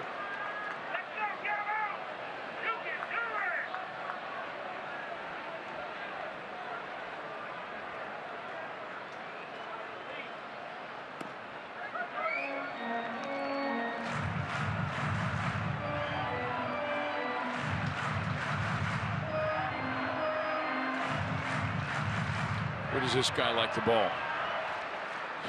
He likes it out over the middle like every hitter, Fizz, and down and in is his nitro zone. But there's a lot of holes in his swing. I mean, Kennedy's been working him up with that 4-seam. And he's trying to pull, and he don't need to. He's another guy like Haas. He's got tremendous power to all fields. There's not a park in the world that can contain him, including Yellowstone. So he's out there jumping, trying to pull, and that's a tendency hitters do. We see it every night.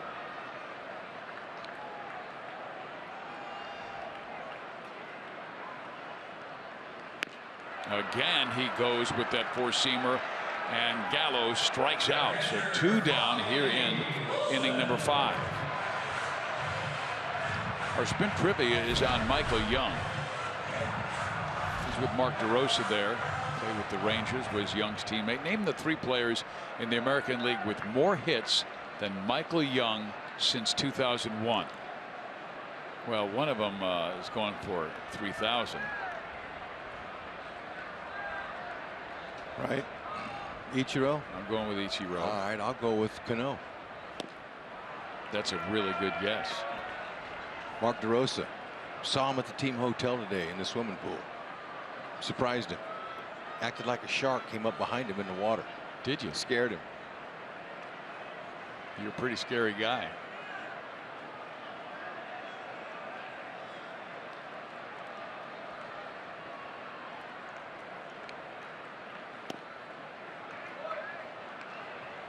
Bobby Wilson knocked in the only Texas run.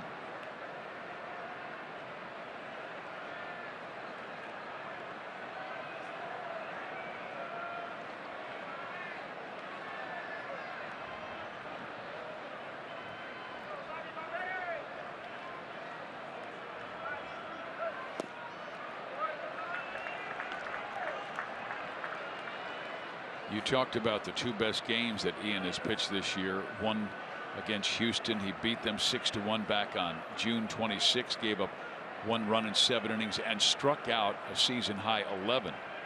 The other game you talked about, Cleveland shut out a good offense in the Indians in 7 innings. Strike there.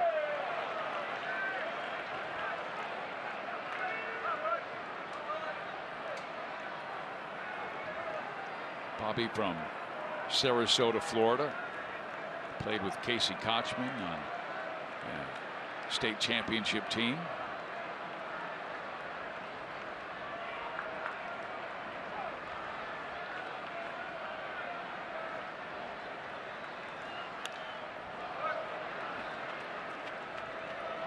That was right down the middle. How about Derek Jeter?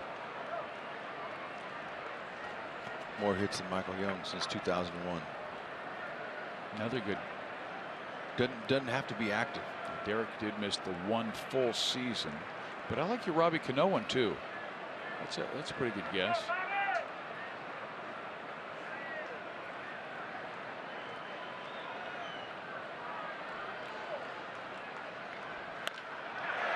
Line to left field.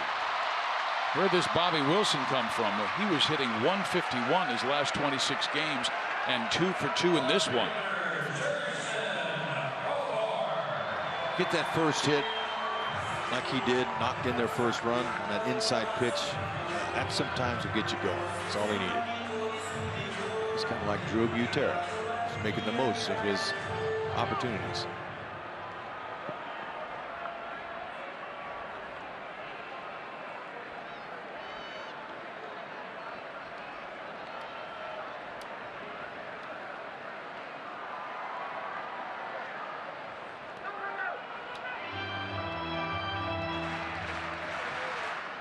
See Salvi go after that ball? I think he was imitating Beltre. I know.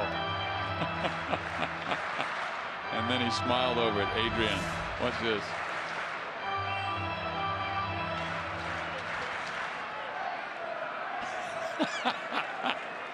He looked right over there at Beltre. Man, he is always having fun.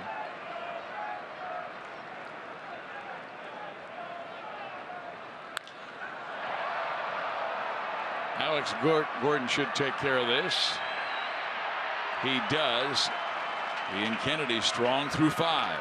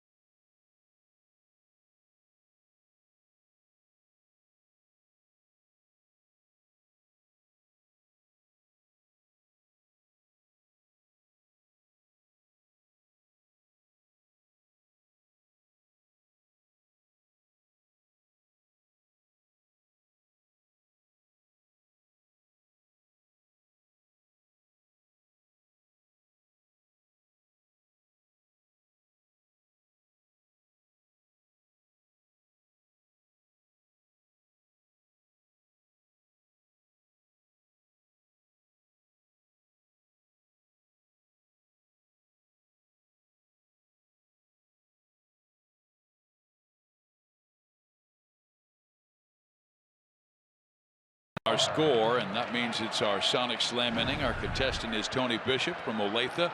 If the Royals hit a home run in this inning, Tony will win $100. But if the Royals hit a grand slam, Tony will win $25,000 from the Sonic and Royals. We're pulling for you, Tony. It's Escobar, Cuthbert, Kane. Perez has kept that ball down, and his defense has turned 3 double plays. Can't remember the lucky fan's name last night that pocketed 3,500. It was Mac. Okay, that's all I know. Mac from Missouri. Boy, Escobar really took a rip on that one. 1-1 count. He has 1 home run.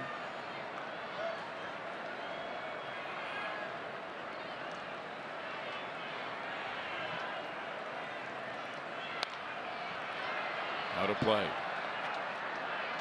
But Rex, I really like the Billy Burns deal that the Royals made today. That's a guy with the Oakland A's I've really long admired. I think it's so tough to find a leadoff hitter, and he might be a diamond in the rough. Only 26 years old, and a self-made guy out of Mercer University in Georgia. Well, could help. We'll have to figure out and wait for a spot for him on the roster. And Eibner, it's an opportunity for him.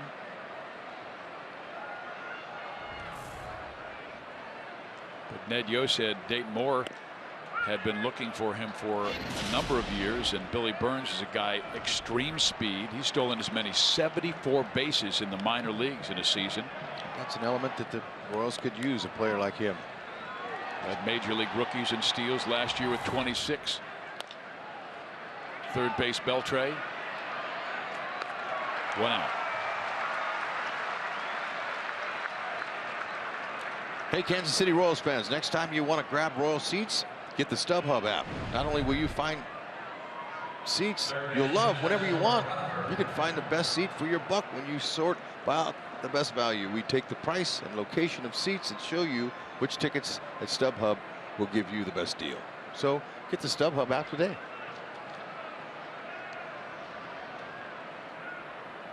Cheslor Cuthbert's been on twice with a single and a walk. Strike 1.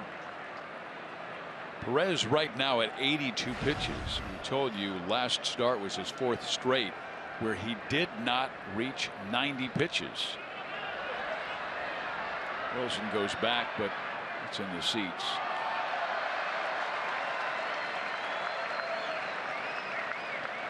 Well, I really liked him a couple of years ago. In 2013, he won 10 games at the age of 22.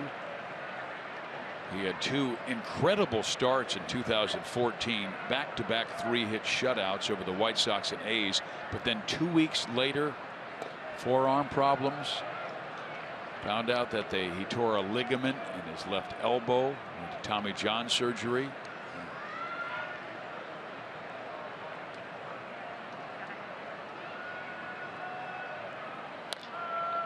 Up the middle, base hit for Cuthbert, so he's been on base all 3 times and has that average up near 300 again. Started the night at 293.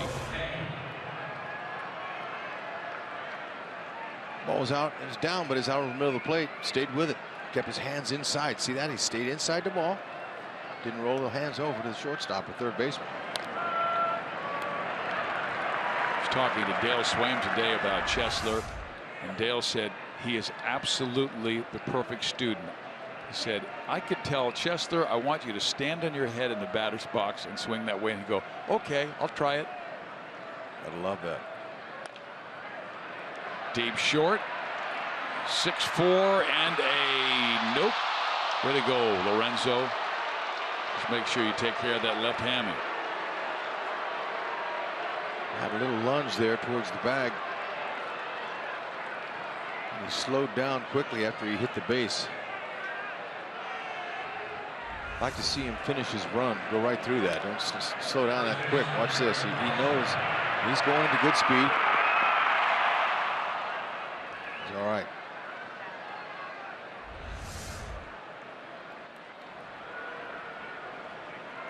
Out comes Bobby Wilson to visit with Perez, who was able to get Hosmer once in the ground up, but his ground out drove in a run, and then he walked him his last time up.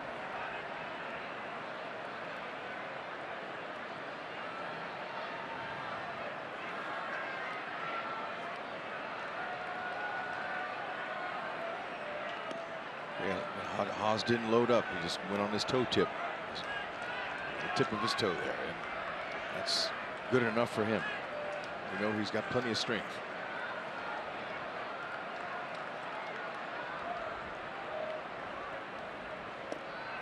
And he's seeing the ball better. See, he's not loading. And when that big high flamingo kick comes down, it's been pulling him off and away from pitches. Yeah, you were showing that Mother's Day home run he hit earlier this year where he didn't even lift the foot. Right, so he's doing that now, and he did it last night when he hit that homer. I asked Dale about that before the ball game because Josh Donaldson and Odor of Texas have that high flamingo kick, but Dale said theirs is very slow. Why is that important? You're a little bit slower, you're keeping everything still, but when you lift that leg up so high and you pull it down quickly, get you out of whack. See that? Under control the whole way. Just turns, uses his lower half. The hips go before the hands. Stayed through the ball.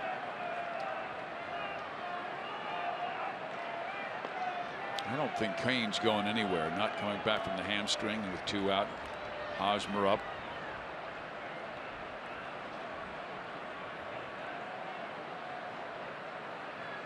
Outfielders deep.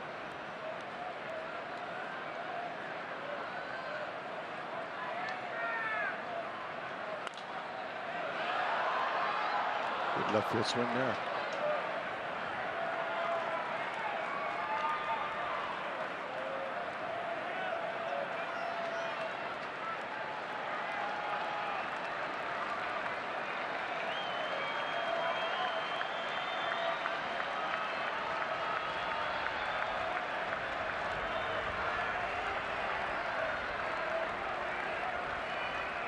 Kane does go, and the pitch is low. The throw to second base is not in time. A steal for Lorenzo. There you go. Well, that tells you all you need to know about that hamstring. I didn't think they'd send him. 7th steal on the season for him. Been caught 4 times. Gets in there with no problem. See how you slide? When you slide, you try to get that far corner of the base. Make that fielder reach around.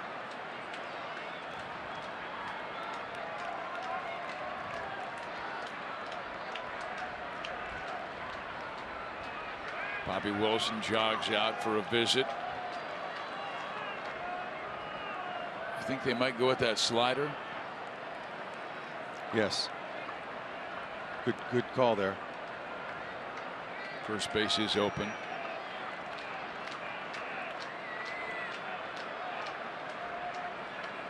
Haas has been patient in this at bat.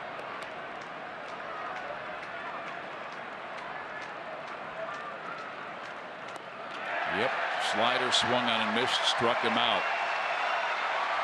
4 strikeouts.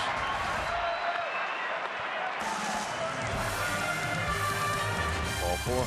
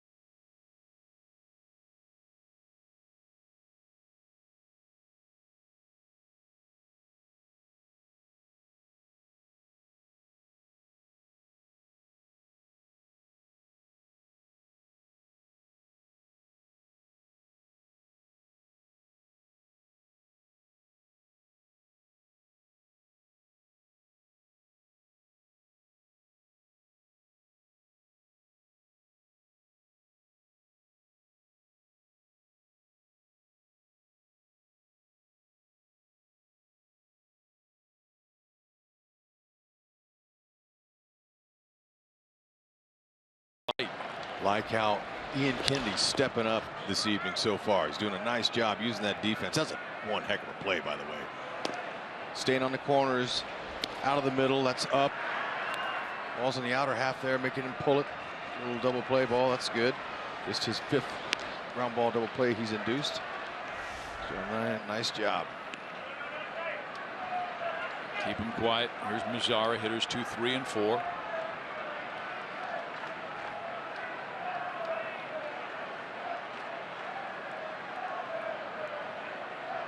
Royals got their run in the first and a pair of singles and a ground out.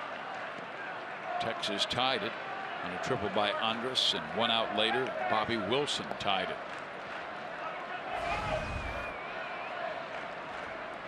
Really good to see. Last 2 starts against Cleveland and the Angels gave up 11 runs in 9 1/3. Grazes the outside corner.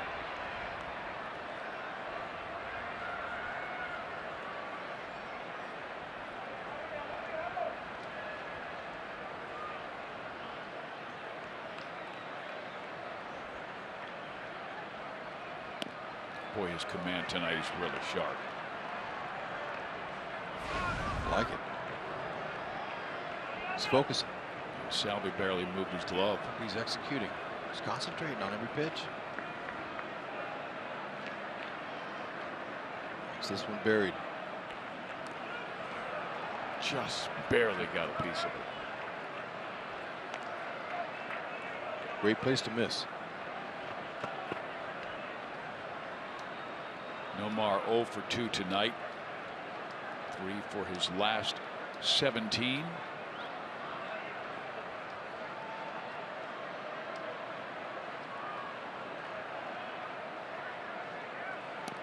Oh man, it was as if he was looking for something else. He caught a lot of the plate.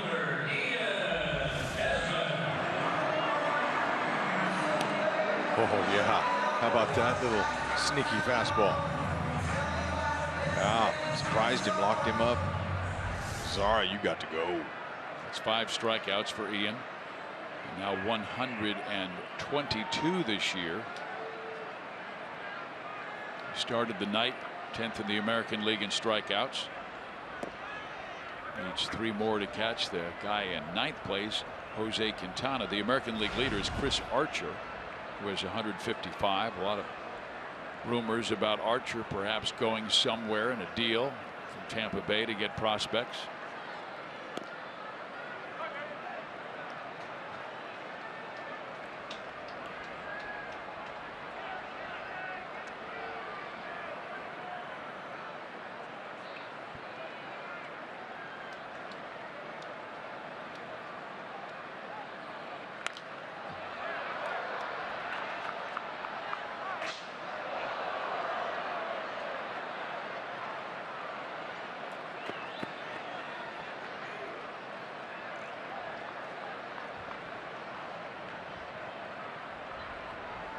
Desmond 6 for 20 now against Ian. Their battles in the past.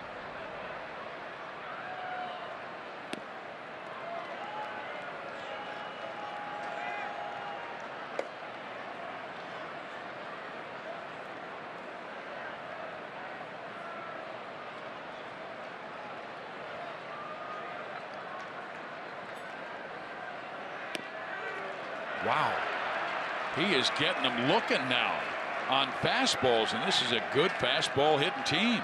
Yeah, but he's mixing in just enough breaking balls and high-speed changeups and curves just to keep him honest. Man, and he was guessing again. And it surprised him. Mentioned that Kennedy in his 89 strikeouts coming into this game with that fastball, he uses that a lot. Now look at Beltre. He's laughing at Salvi for imitating him. He said something to him. We'll see if he gives us a little 1-2, 1-2. Oh, I thought he would. Like, here's how it's done.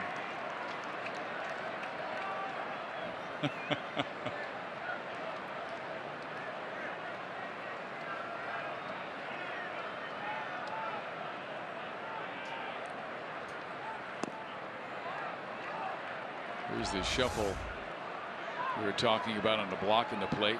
Salvi got up, looked in the duck. Adrian, I'm checking you out. I want Beltre to do it. One of the greatest lines about this game, Hud, is you've got to be a man to play it, but you have to have a lot of little boy in you. Without a doubt. Been around the Because game it's so tough, and you've got to play with joy. You've been around the game as long as Beltre's been. He's going to enjoy himself. Don Wakamatsu told me in spring training he's never been around a club like the Royals who play so happy, and he thinks that's one reason the Royals Heartland community just loves the team. Popped up right side. Is there enough room for Hosmer? Yes. You're right. Good inning. Ian Kennedy, 6 innings, 1 run allowed, 1-1 game going to the 7th. KMO to lead it off.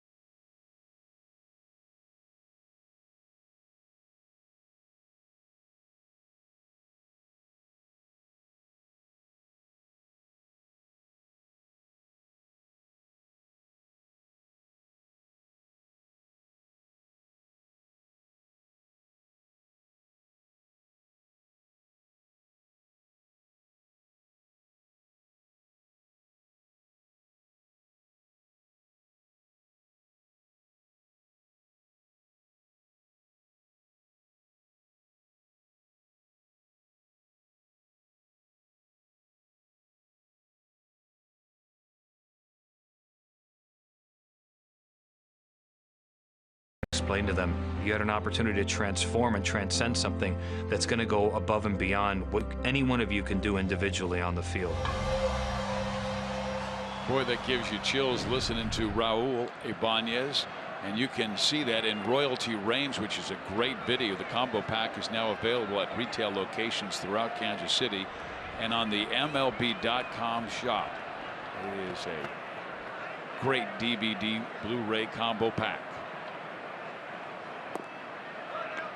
And that was the moment, Hud, in 2014 where the Royals came out of the All-Star break, lost the first 4 games, were 2 games under 500. And Raul called the team, or actually Alex called the team meeting, but Alex said Raul did most of the speaking. And he said, I come from the outside, and all I can tell you is your opponents say the Royals are really good. They fear you. Now let's go play like they fear you. And the Royals just, what did they win? Like 17 of the next 20 after that? Loved it. It was awesome. Andrus throws out Morales and 1 down.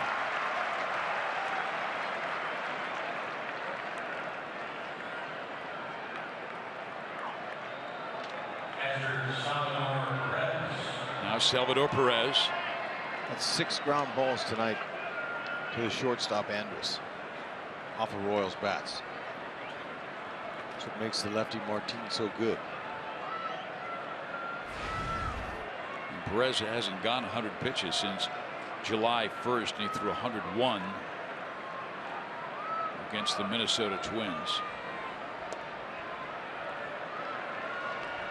He's thrown as many as 108 in a game this year.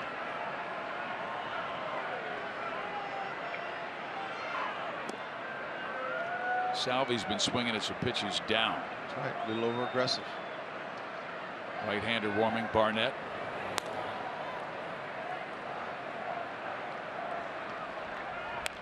Ooh, that one was up.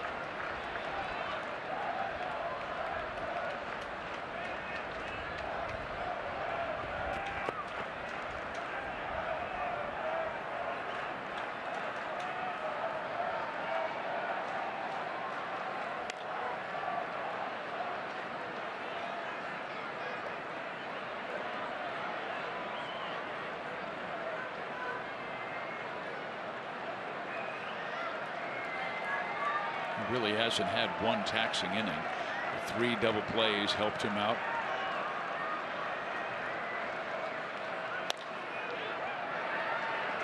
Seventh time Andres has been part of an out.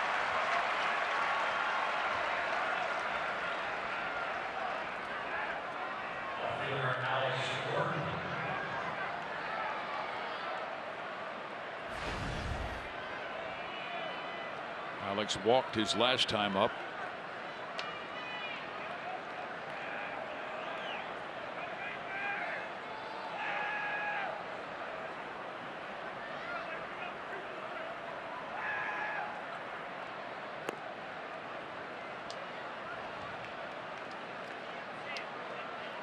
Both of these teams have battled through injuries this year.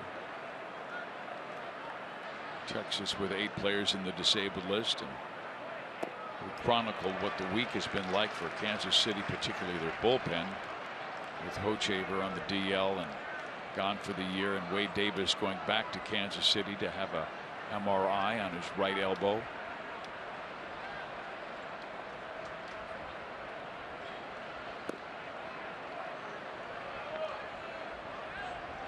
It's nice that we had a nice long inning to talk to Hoch earlier in the game.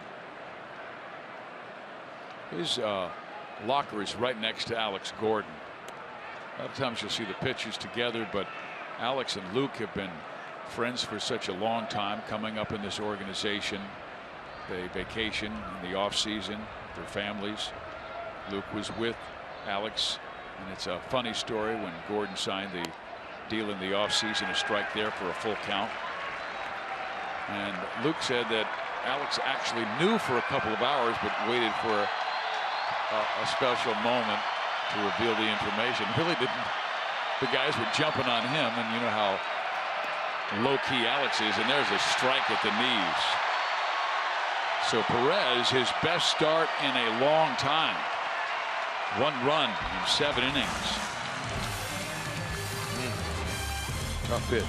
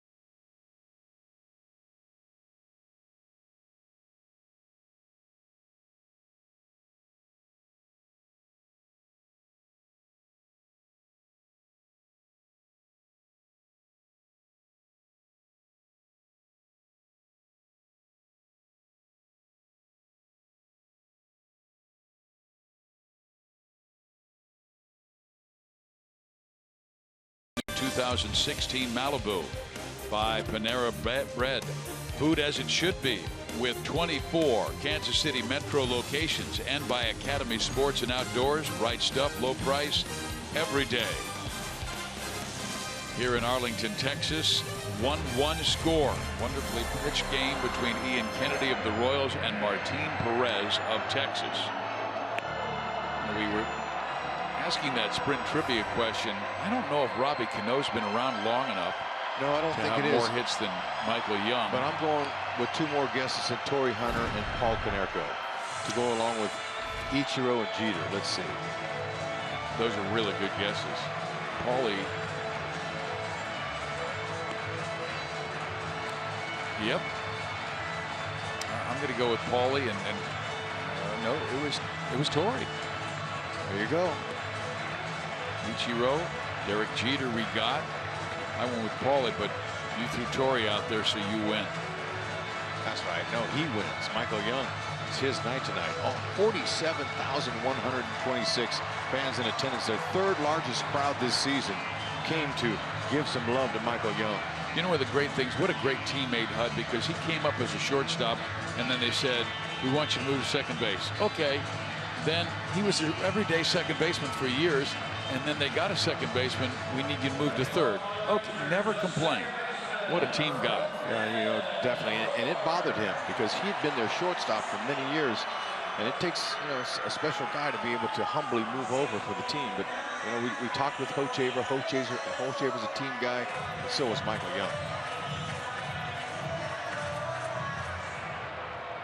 Kennedy now for his 7th inning of work, facing Odor, Moreland, and Andrus. Odor and Moreland have been extremely hot lately. Yep, a couple tough left-handed hitters here to start this inning. Kennedy has gotten the pair all 4 times. Odor popped up, grounded out. Moreland struck out, and then they did give him a hit, Moreland, on that little pop-up.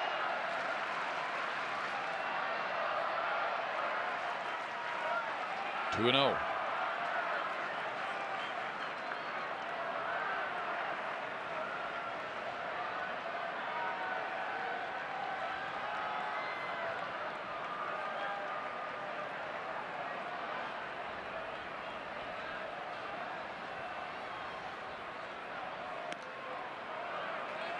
Three balls, no strikes.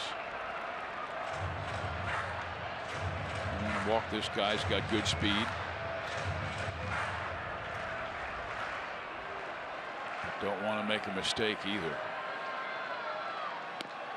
Gets a strike in. 3-1.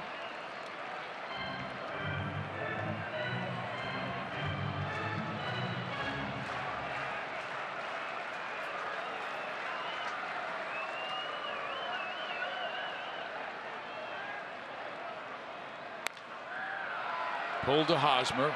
Kennedy will cover. 1 out. Oh man, beautiful spin and fire by Haas. Good job. That's right, Haas. It was a nice play. He's telling Kennedy where to get over there. And when you throw it on the line like that, that's exactly where a pitcher wants it. He didn't want anything floating over there. Haas is extremely gifted with his skills. We can see with his glove, backs up, and look at him, off balance, stepping back, put a perfect strike to him on the run. This is a play that they work on every single day in spring training.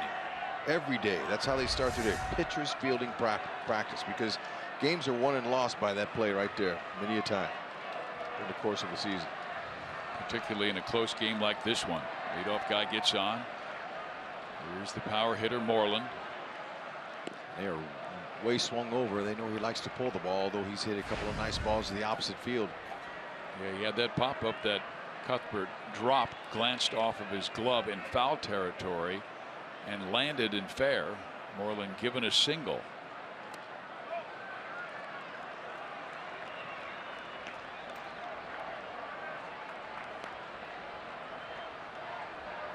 Most he's thrown in an inning, 18 in the third. Consistent.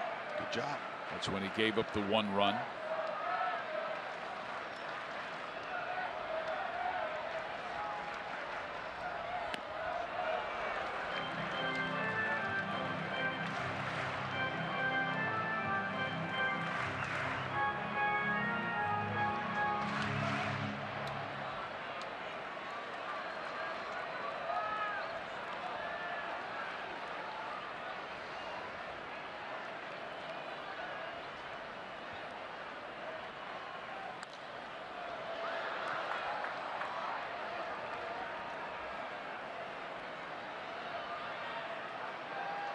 He has some late life on that fastball tonight. They've not been able to square it up that often. This is some of the best command I've seen out of him, especially since the second half.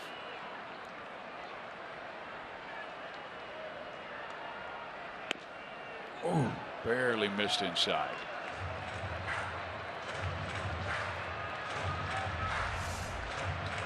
You're going to miss in there, you better miss there. That's a good miss. He's a good opposite field hitter.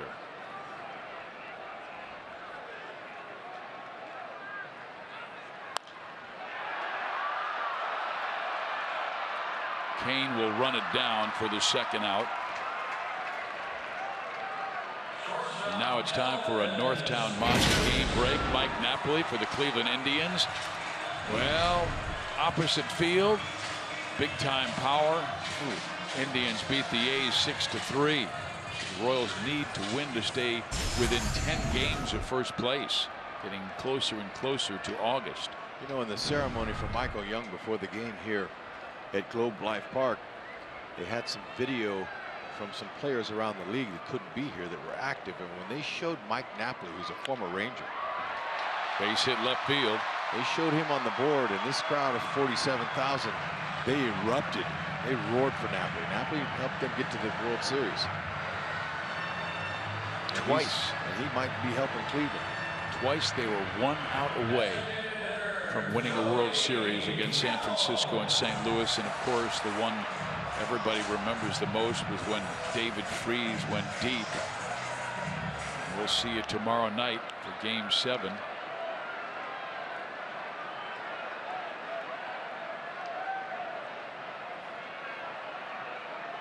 Now Gallo, who has struck out twice, facing Kennedy, who's now at 105 pitches. And Ian has really worked Gallo up with that four-seam fastball above the belt.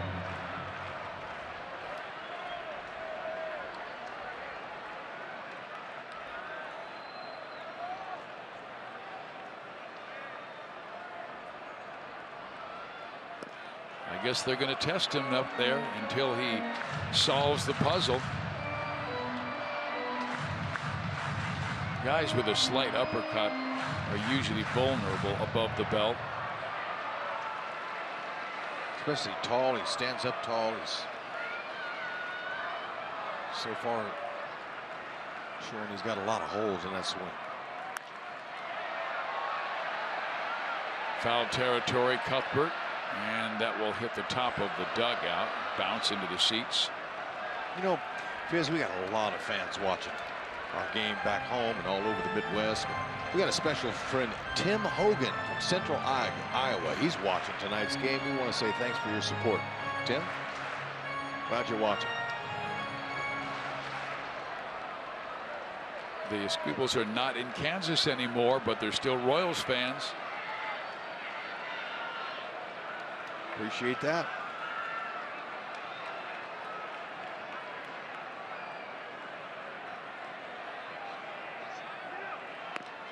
Runner goes, throw. Got him. Salvador Perez. Put that ball right on the bag. Eski's tag went right to the left hand of Andrus. Perfect ball. Brings Salvi up out of his crouch. Look at that throw. Oh, you are toast.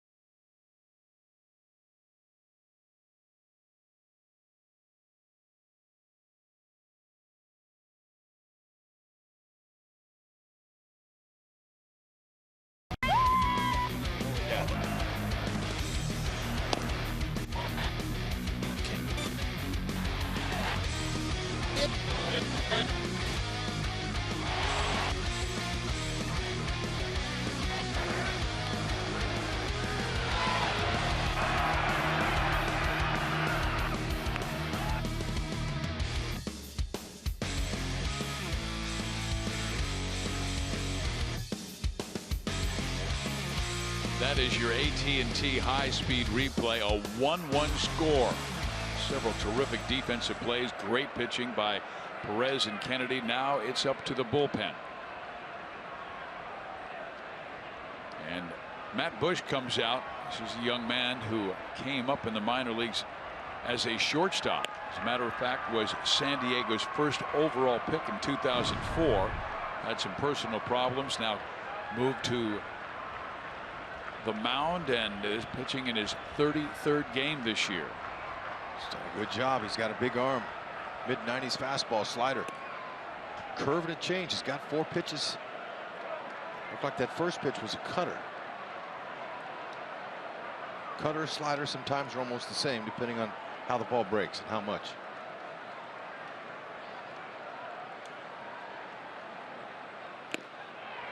Good fastball at 98 miles an hour. Well, he did experience his second career blown save on Wednesday against Oakland. Gave up 4 hits, 4 runs, and only got 1 man out. Soria warming up for the Royals. High strike. That's some good cutting action there.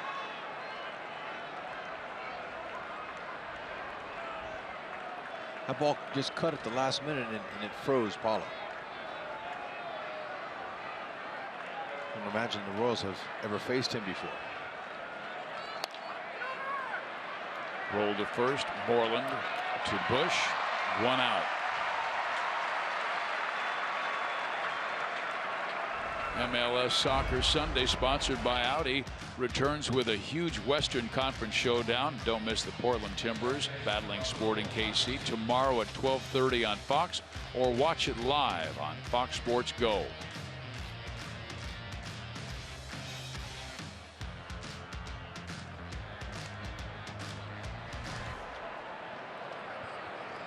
Bobby Wilson jogged out for a visit with Matt Bush, probably to give him a scouting report on this young man, Raul Mondesi.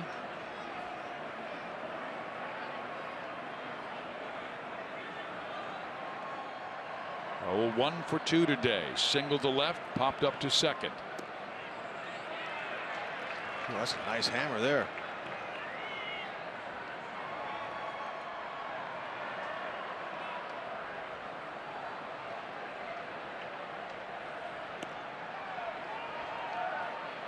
Swinging the bat very well his last few games at AAA, hitting .400 his last 9 games. He's got a little more power from the left side of the plate.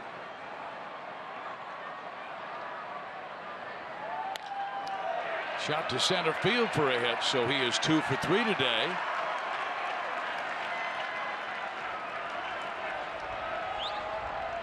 I wonder how aggressive the Royals will be with Mondesi's speed and with Escobar the batter. This is a good action combination, Hud. It is. But with Mondesi, after he was on first base the first time, he didn't run him and they doubled up. So that's a good short compact swing. That's exactly what you want. I love the head position. He's right there. He's not trying to do too much. Just laying the meat of the bat on the ball.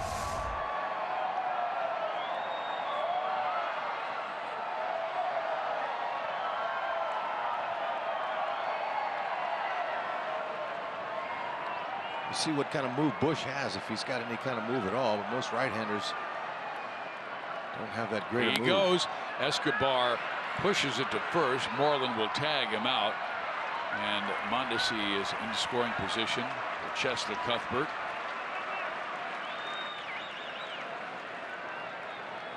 Yep, most likely that was a hit and run. You watch him, you can tell by the runner. He's going to watch and see if there's any contact. So he's looking in all the way there. He's trying to open up that hole over there on the right side. Escobar had the right idea, just didn't have enough on it.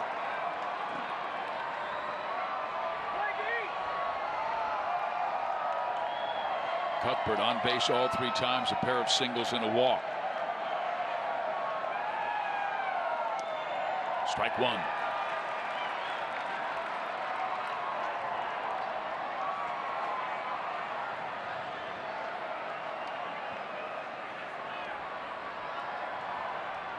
Got a chance for a real good night if he can find a hole here.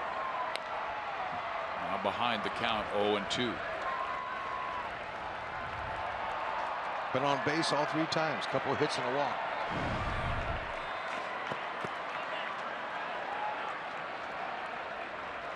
He's been good in the clutch, particularly for a rookie.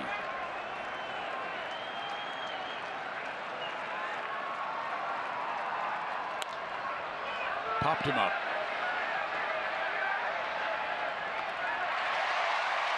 Bottom of the 8th we go, tied at 1.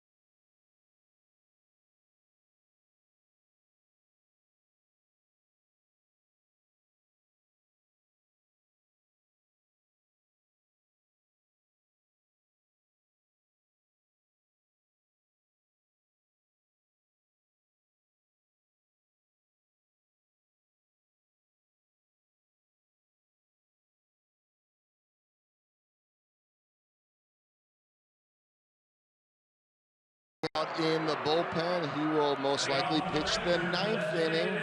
If the Royals can get the lead, they have lost 2 of their key pieces this week. The big news will remind you of the day Wade Davis flew back this evening to Kansas City to undergo an MRI on his right elbow. You know the numbers. You know he's one of the best, if not the best, in baseball. Had said last night it just wasn't feeling right, so they made that decision last night. It was announced shortly before the game today. Joakim Soria will now get the 8th. The Royals hoping that the news isn't all that bad. Obviously, you always fear for the worst, but they're hoping that it's not bad. Same kind of feeling he had when he went on the disabled list with that forearm strain recently and came back, but just had that same feeling, so they want to go get it checked out, and we will await news on that. Soria, much like starting pitcher Ian Kennedy, working Gallo upstairs with that fastball. This is our Chevy call to the bullpen. Joakim Soria on for his 44th game this year. 4.19 ERA, 41 strikeouts in 43 innings. Okay, he's got that slow curve in his back pocket. Sometimes he likes to drop that right in front of home plate. Got it. Good changeup. Wow. And Gallo is out number 1.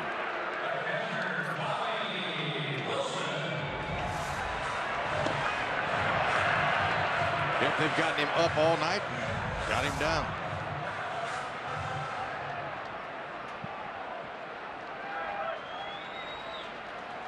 Now the one guy the Royals have been unable to get out, Bobby Wilson. 2 for 2. Ball 1.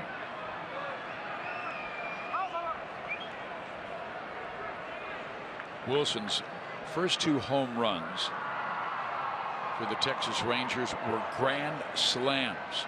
They came within 7 days of each other. That's amazing. Oof. He had never hit a grand slam before. Texas had never had a player in their long history who had done that. I mean, you think it would be somebody like Palmeiro or Gonzalez or Rodriguez, but no, Bobby Wilson.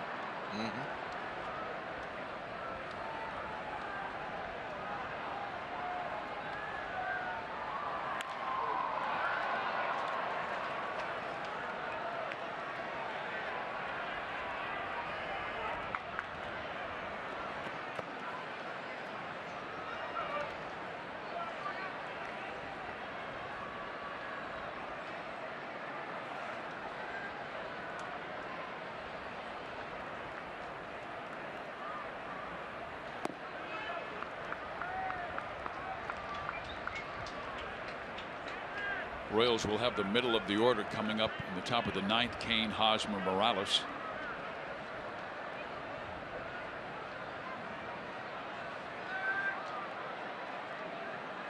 Whoa, and then he clipped him on the left tricep. And so Wilson is on.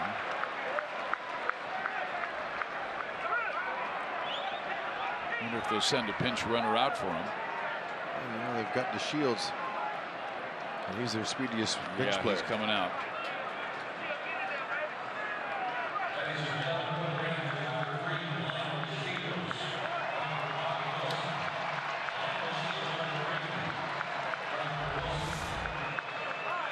That's the big curve there that you saw it coming. That's how you turn. You just turn your back to it.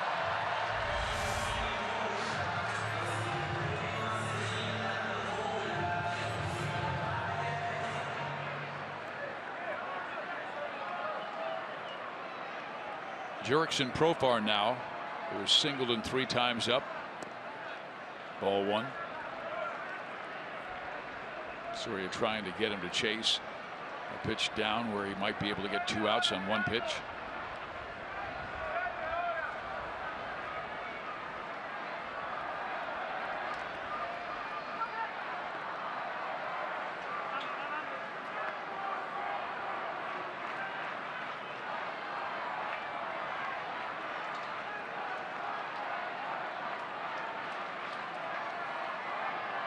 Shields has 5 steals this year. He's been caught 3 times.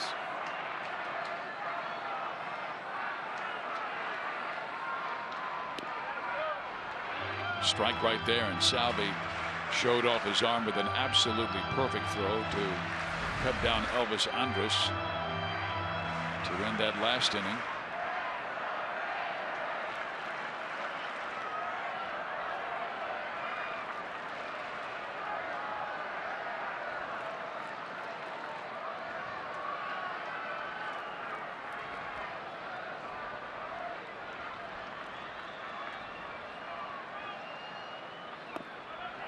He went.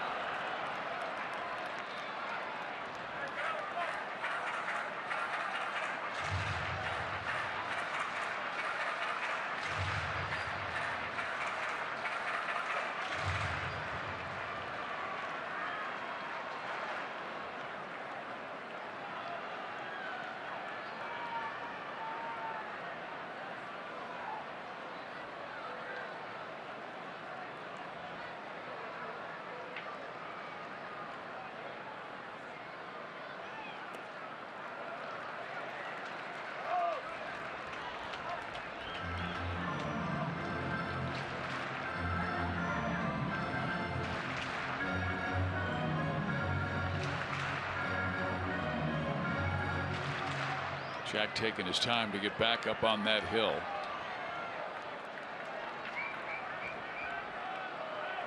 It's a big part of the game. Doesn't want to make a mistake.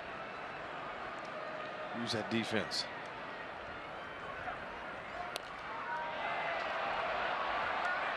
Hosmer's able to get this in foul territory for out number 2. Quality pitch thrown by Soria.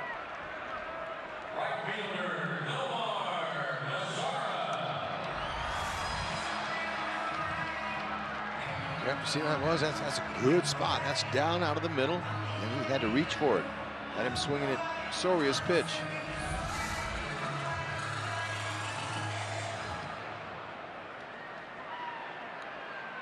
Now one more.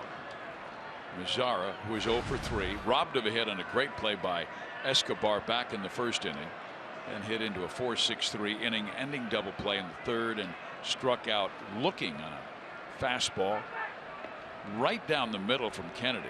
Ian Kennedy had a terrific performance tonight, going 7 innings, giving up just 1 run and striking out 6. Did not walk any. And kept the ball in the yard. Great job. He did exactly what Dave Island was wanting to do.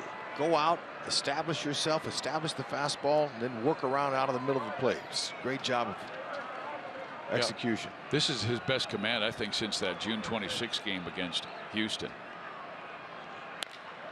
Ground ball up the middle. That's a base hit. The Shields will turn second, go to third. Mazzara comes through.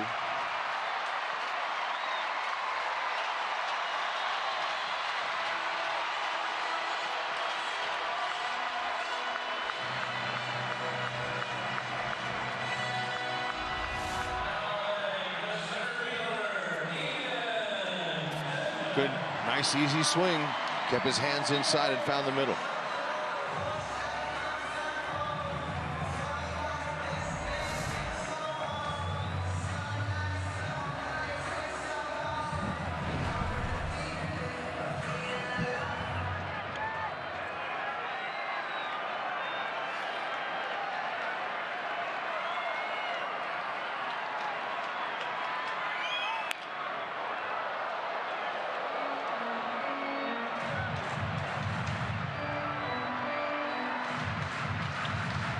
Kennedy pretty much dominated Desmond tonight with a couple of strikeouts and got Desmond on a soft ground ball to the second baseman. Salvi comes out for a visit, knowing how important this moment is. First and third. Dyson is getting ready for the ninth in case Texas has the lead.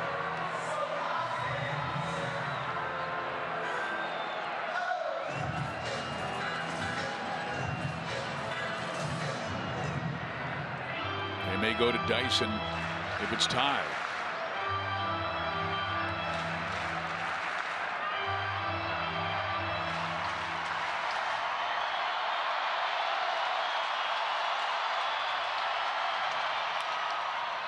Oh, and 2.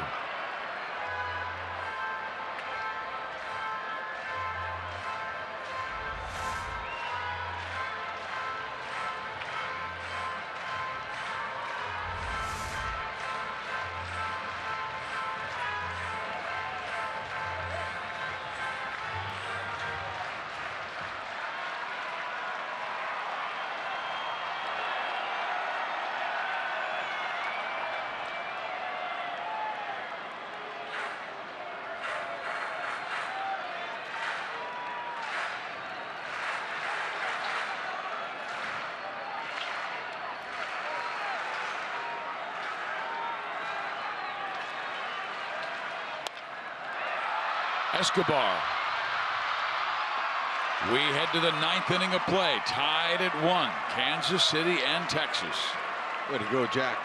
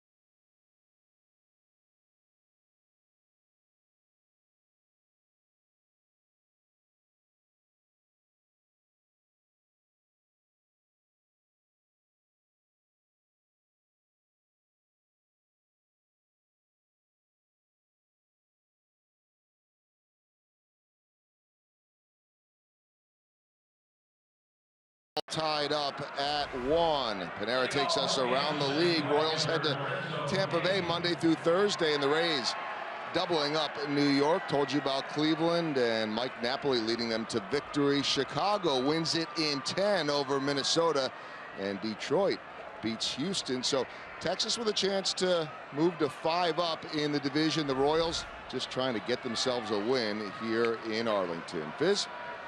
And those Tigers are playing some pretty good baseball. Still just 4.5 games back of Cleveland. Here's Lorenzo Cain. Matt Bush stays in the game after he was able to get the Royals in that 8th inning. Cain, Hosmer, Morales.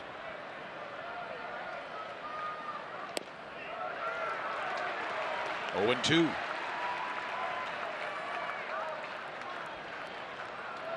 Lorenzo was on base twice yesterday on a walk, hit by a pitch, but 0 for 3 today. Knocks it foul. Can't wait to see him get hot. Taking a little while to get his timing down. You know, it might be where all 9 of them get hot because they've all been cold in this month of July. Can't wait for that either. Averaging just under 3.5 runs per game. Up the middle, backhanded by the second baseman Odor, and he records the out.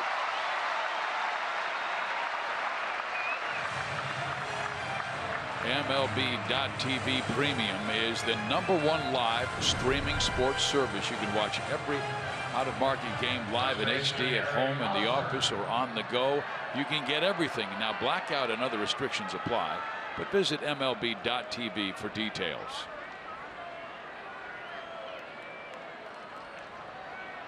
How about a big fat mistake to the guy at the plate?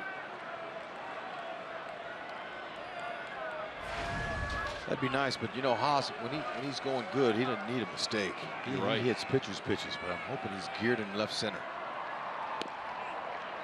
Strike 1. Just put a nice, easy swing on it. Let the ball carry.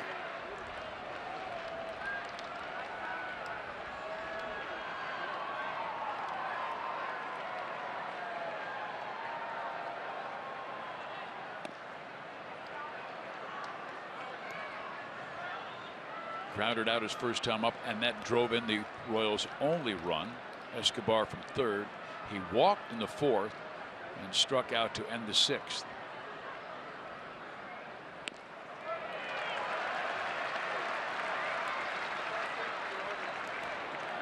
Brooks Bounders and Kelvin Herrera warming the Kansas City pen.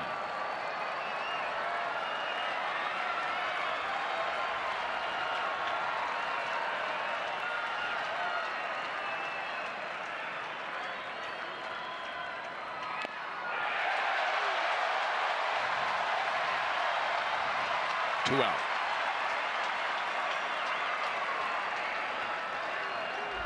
Well, he snuck that heater by him. Chirinos is in now behind the plate. He's calling for that high fastball.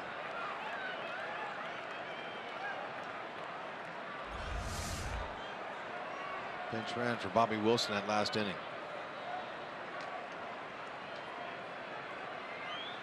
Now Kendrys Morales 0 for 3. Fouled off. Kendrys has more RBIs against Texas than any other ball club in the big leagues. 61.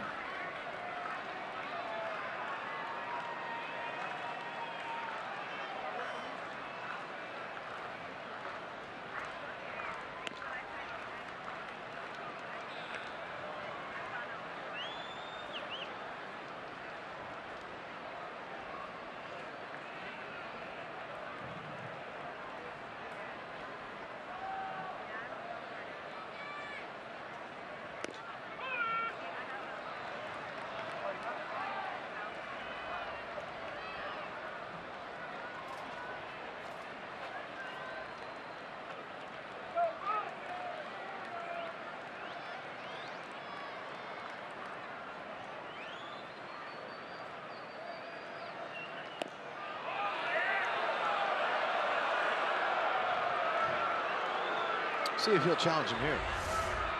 Try to get the high breaking ball. off the plate. Don't have to swing. Salvi's on deck.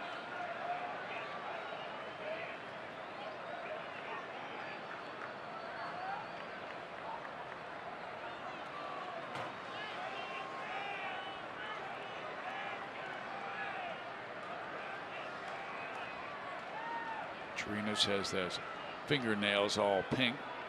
Give the pitcher better sign. There's a strike in the outside corner. Now full count at 3 balls and 2 strikes. Come on, that's not a strike.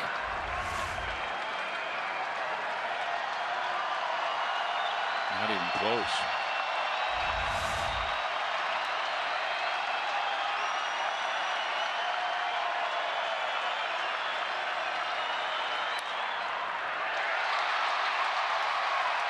Bottom of the 9th we go.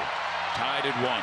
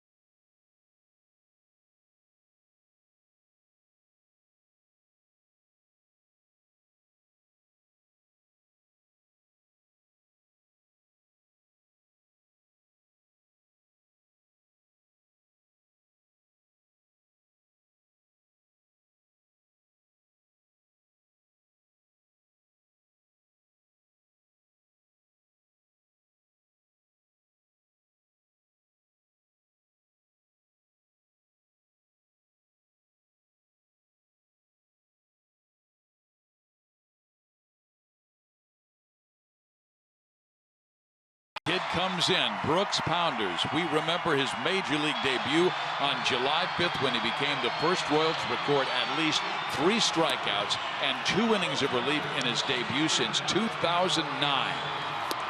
Yep, nice job. He kept the ball out of the middle of the plate.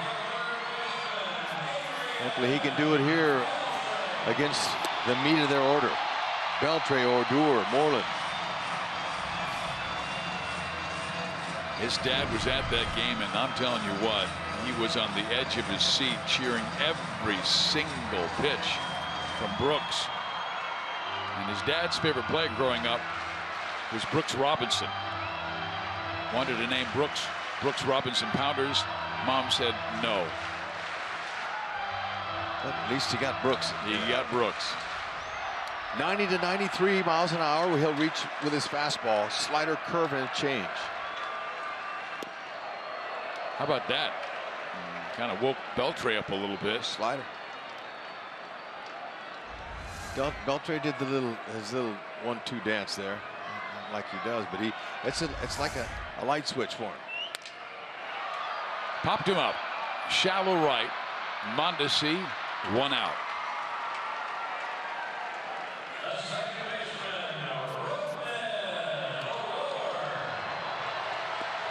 By the way, Boulevard Royals Live comes your way with Joel and Monty following the completion of this game.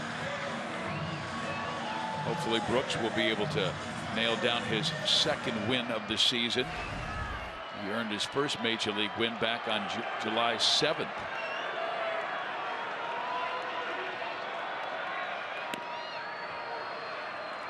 He had a 1-2-3 inning right before Kansas City had a great 2-run rally. Hoping for the same tonight. Hot hitter Odor up. He popped that one a mile high. Either Mondesi or Kane, and Lorenzo takes over and makes the catch for out number 2. Okay, good job. Popping up. Yeah, his ball moves. Sure, they do it. Plus, you know, he's coming. He's really focused on his command location where he's putting it. He sees this opportunity for him with some extra room in that bullpen. Time to step up. He'll be there now. Big part of it.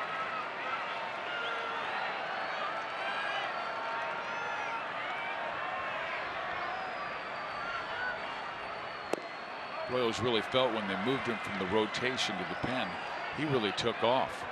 He went 5-1 with a 2.82 ERA, 82 strikeouts, and 70 in the 3rd innings. Oh, ooh, bam! Oh man! And Mitch Moreland has won the game for Texas.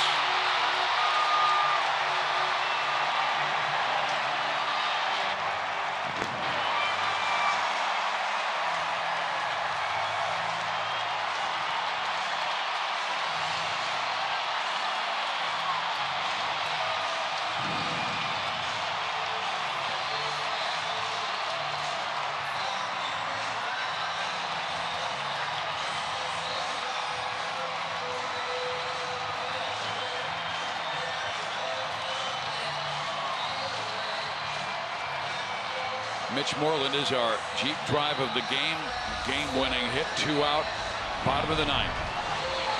Fastball right there. That's what he was looking for.